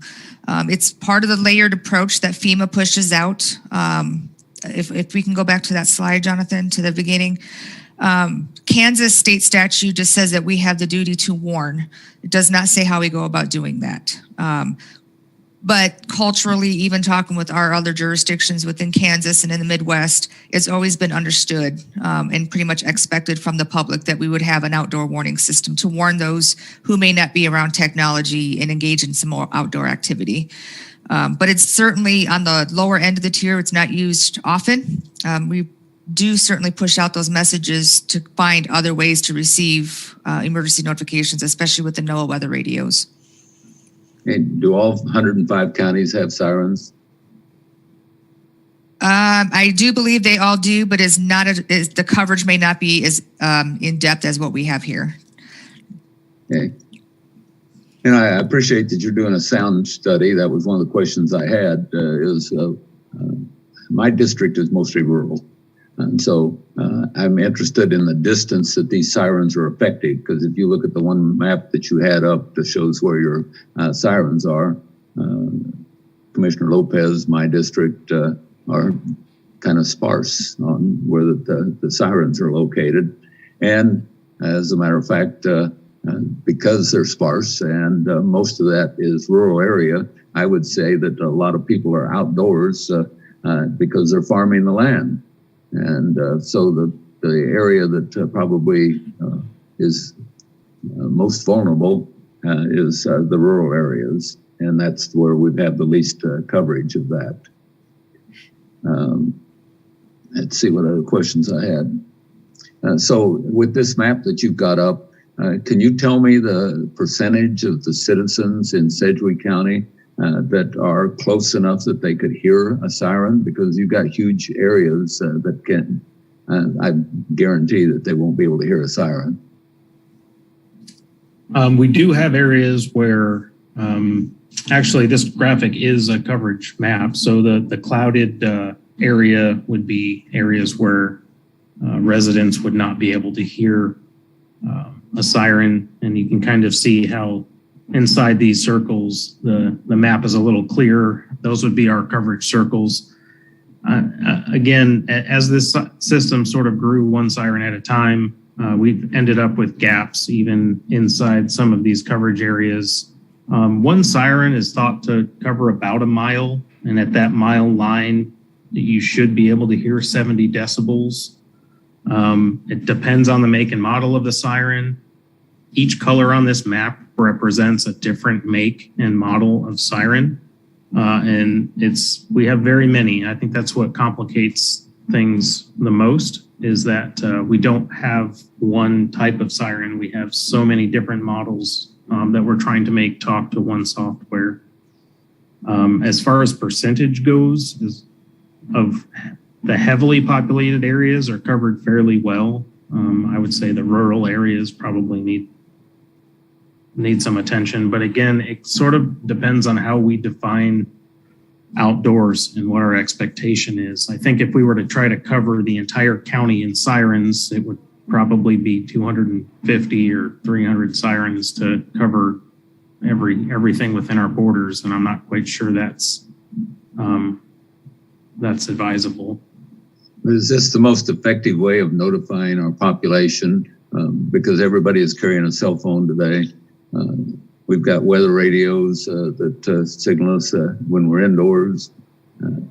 So yeah, we're looking at outdoor only, and we have a tremendous number of other ways that we can get the word out.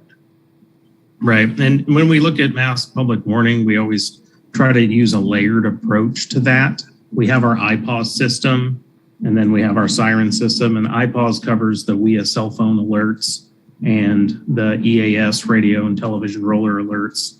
And then below that is our outdoor warning system. And when we look at warning the public, we also need to look at points of failure for some of this equipment in order to receive a a warning on your cell phone. It needs to be charged. It needs to have service. The tower needs to be up. It shouldn't have been affected by a disaster of some kind. And along with the television, a lot of people are moving to streaming services, and those television rollers don't go across your Netflix. It only goes across your cable TV. So we're actually, we have wavering amounts of layers of coverage in this, and the outdoor warning system is just one additional layer to that. Okay, but if you tell me that we're worried about cell phone towers going down during a disaster, I would think that our system that is providing the sirens is going to be down at the same time. That's actually a great point. So the siren system that is completely battery powered.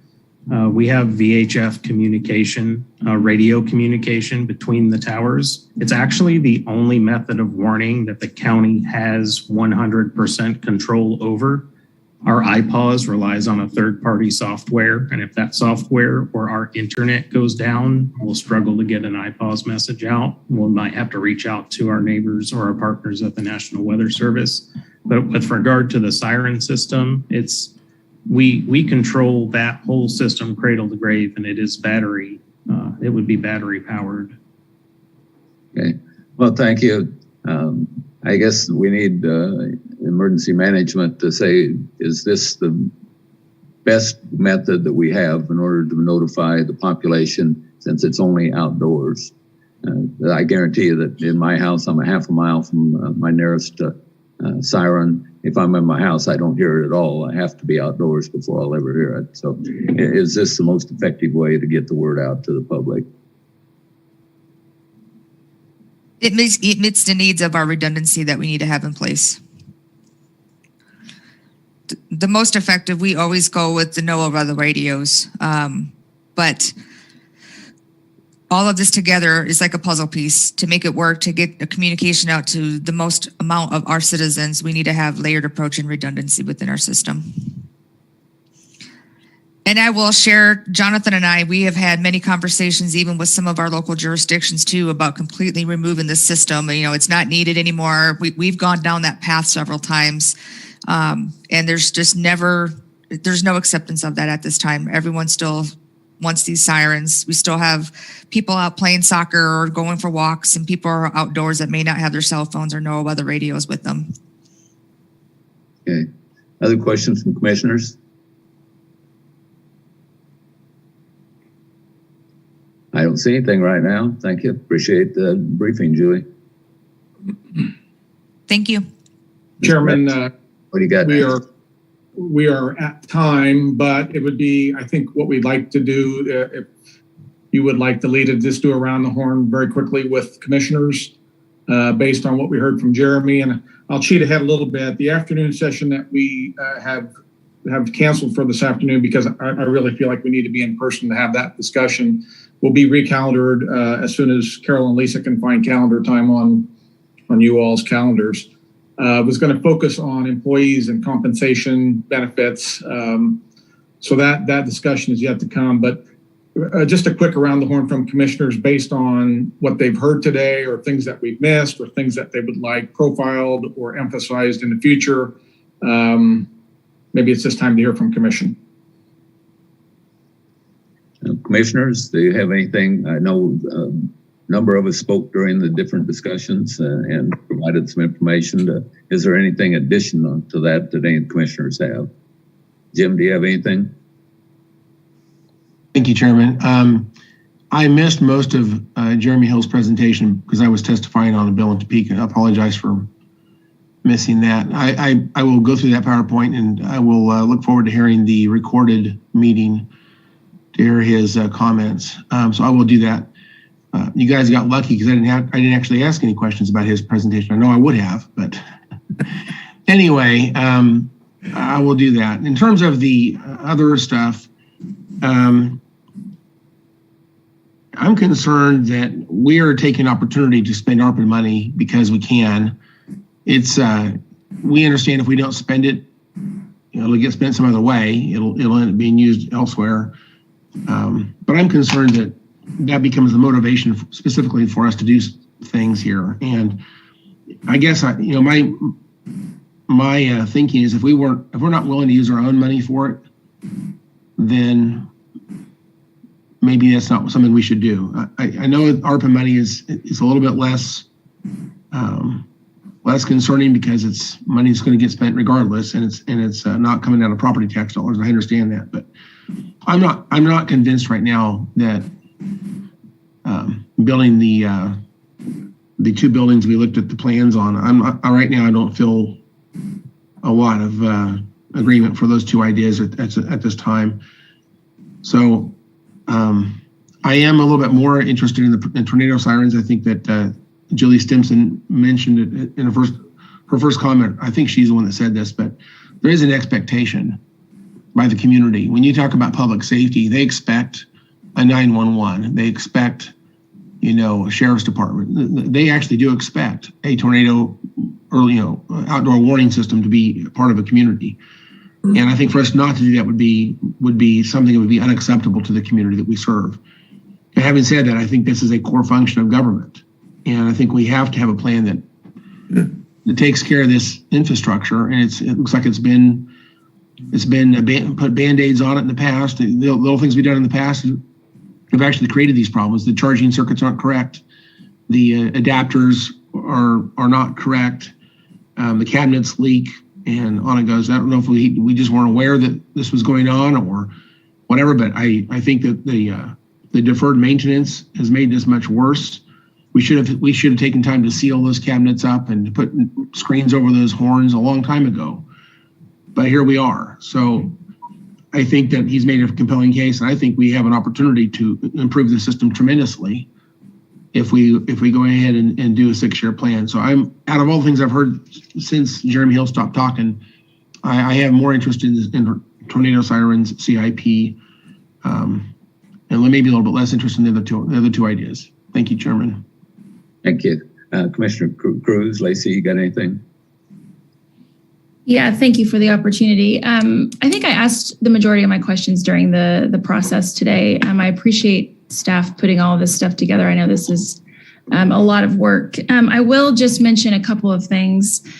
I believe, Chairman, earlier you had talked about TCAM and the commission allocating funds for help with the new building. And so then that raises the question around what will happen to their current location. When we talk about prison and jail reentry programs and talk about the current length of stay that our inmates are seeing right now, on average, it's about 30 days that folks are staying in our jail. Over the past couple of years, we haven't seen a lot of anything happening in our jail because of COVID. And so we have folks that are in our jail that are sitting there. And so hopefully we can start to get those programs that are back, like budgeting or any type of cultural type program like music or art. Those things have been done in the past. There used to be a choir that inmates did and there was success. So helping people understand what they could do outside of the jail once they get out. I did have a discussion with the sheriff around how much money are we spending on mental health services in our jail, and outside of the mental health pod, we aren't spending really any money. So it's about $750,000 that we spend on that mental health pod. But what could we be spending for inmates that are spending time in our jail to help them with their reentry? And that's where TCAM comes in. This was originally a church, and churches are a place of connection, healing.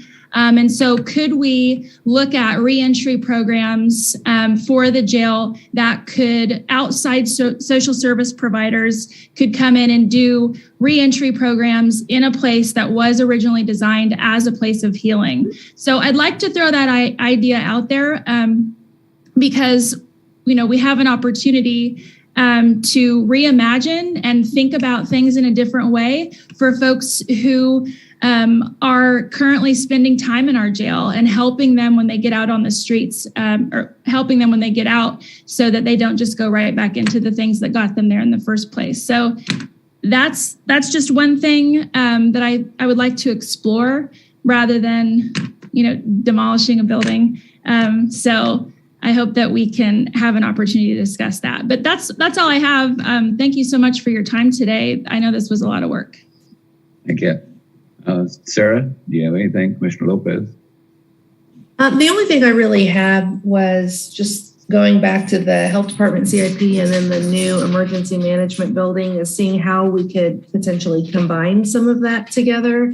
It does seem like there's a lot of overlapping concepts there that if we could bring them in would hopefully be cheaper. But I do think there's a lot of opportunity there. And I think keeping the flexibility piece of that in mind is going to be vital, just because, we saw through COVID, through the spikes, how things needed to change so quickly. So I think making sure that that's, possible if we use that building for testing or anything else, that's going to be a really big piece of it. So if we could see something that combined the two of those ideas together, I'd be very interested in that.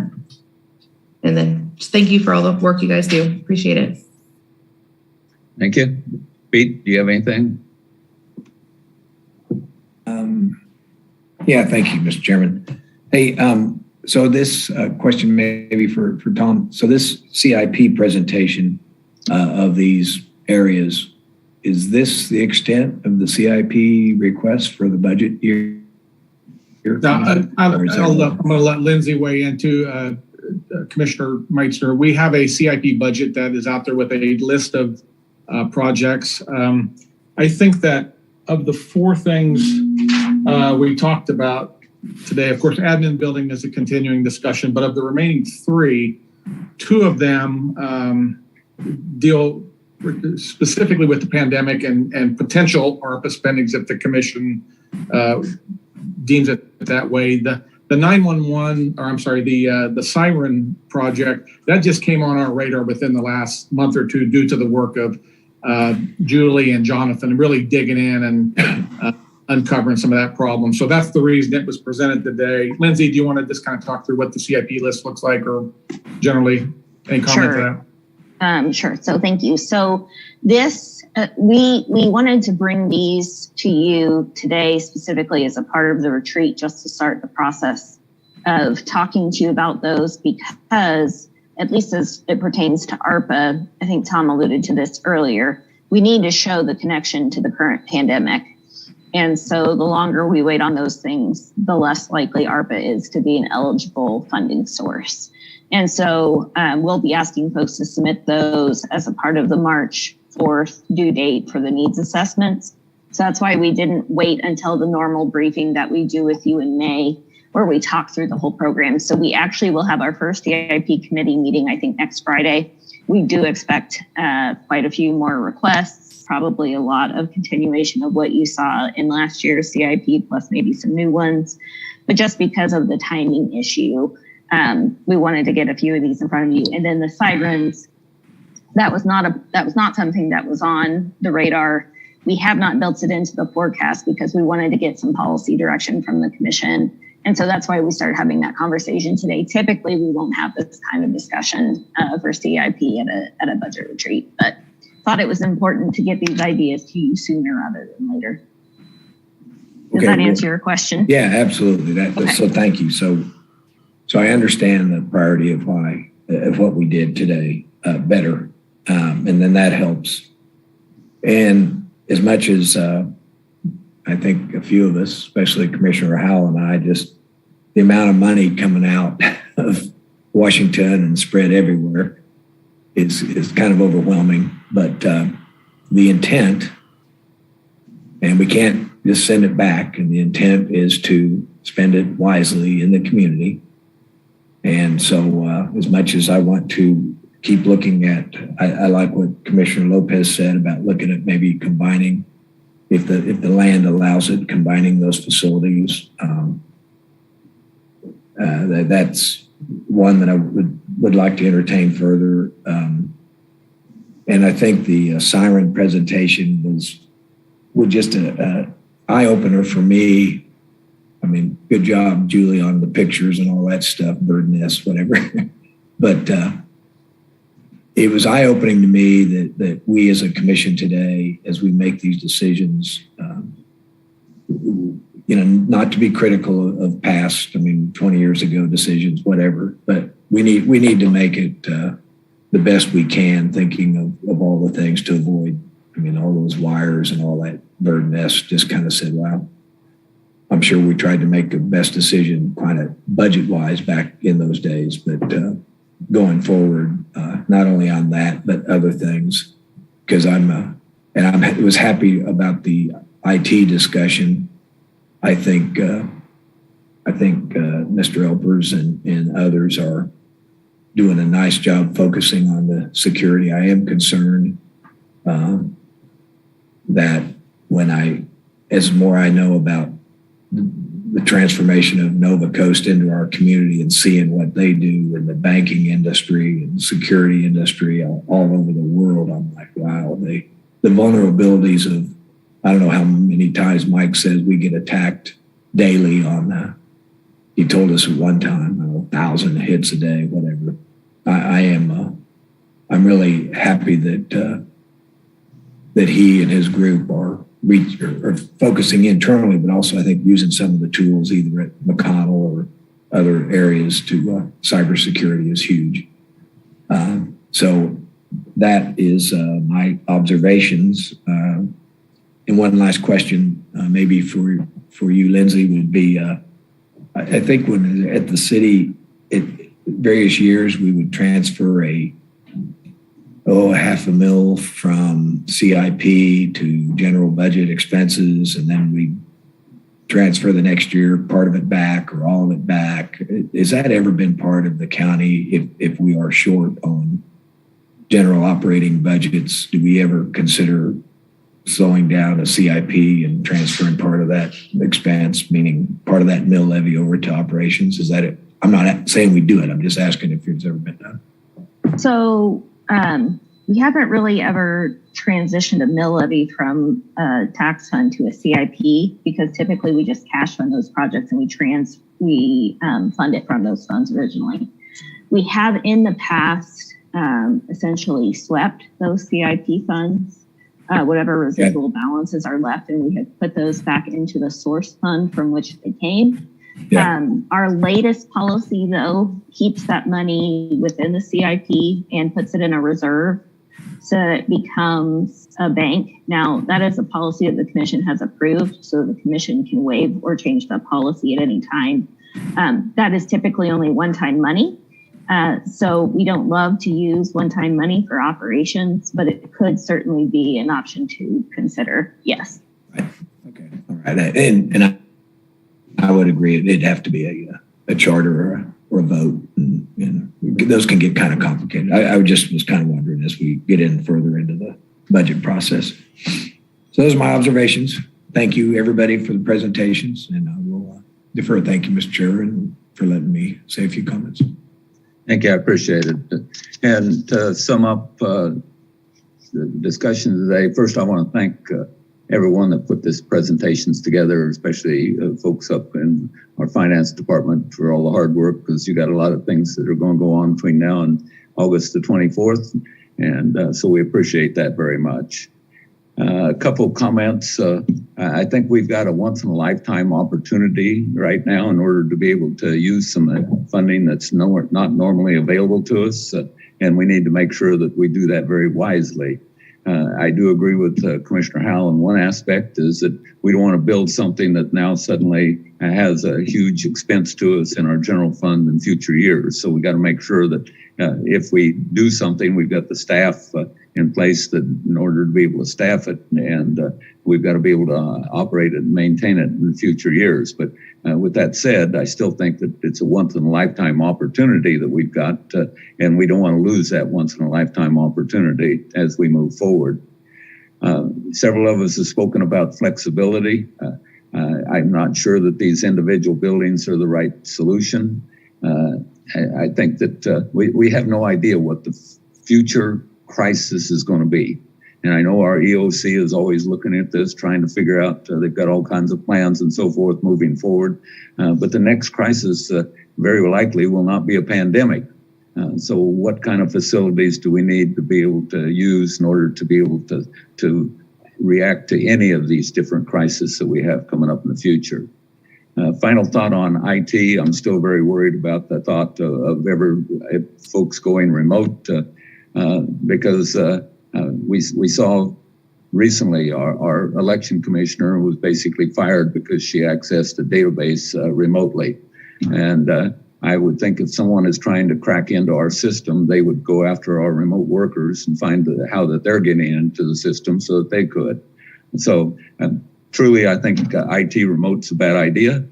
You're going to have to convince me a whole lot on that because if you're working right here on the backbone of the system, where that you're not going external on any kind of networks, that's where our security is at. So if you're telling me that it's best to go remote, then I'm going to tell you that we probably ought to take a look at contracting it out too. So that's my comments on that. Again, thanks for everyone. I appreciate your time. We'll have another get together. Hopefully we can be in person at the next one.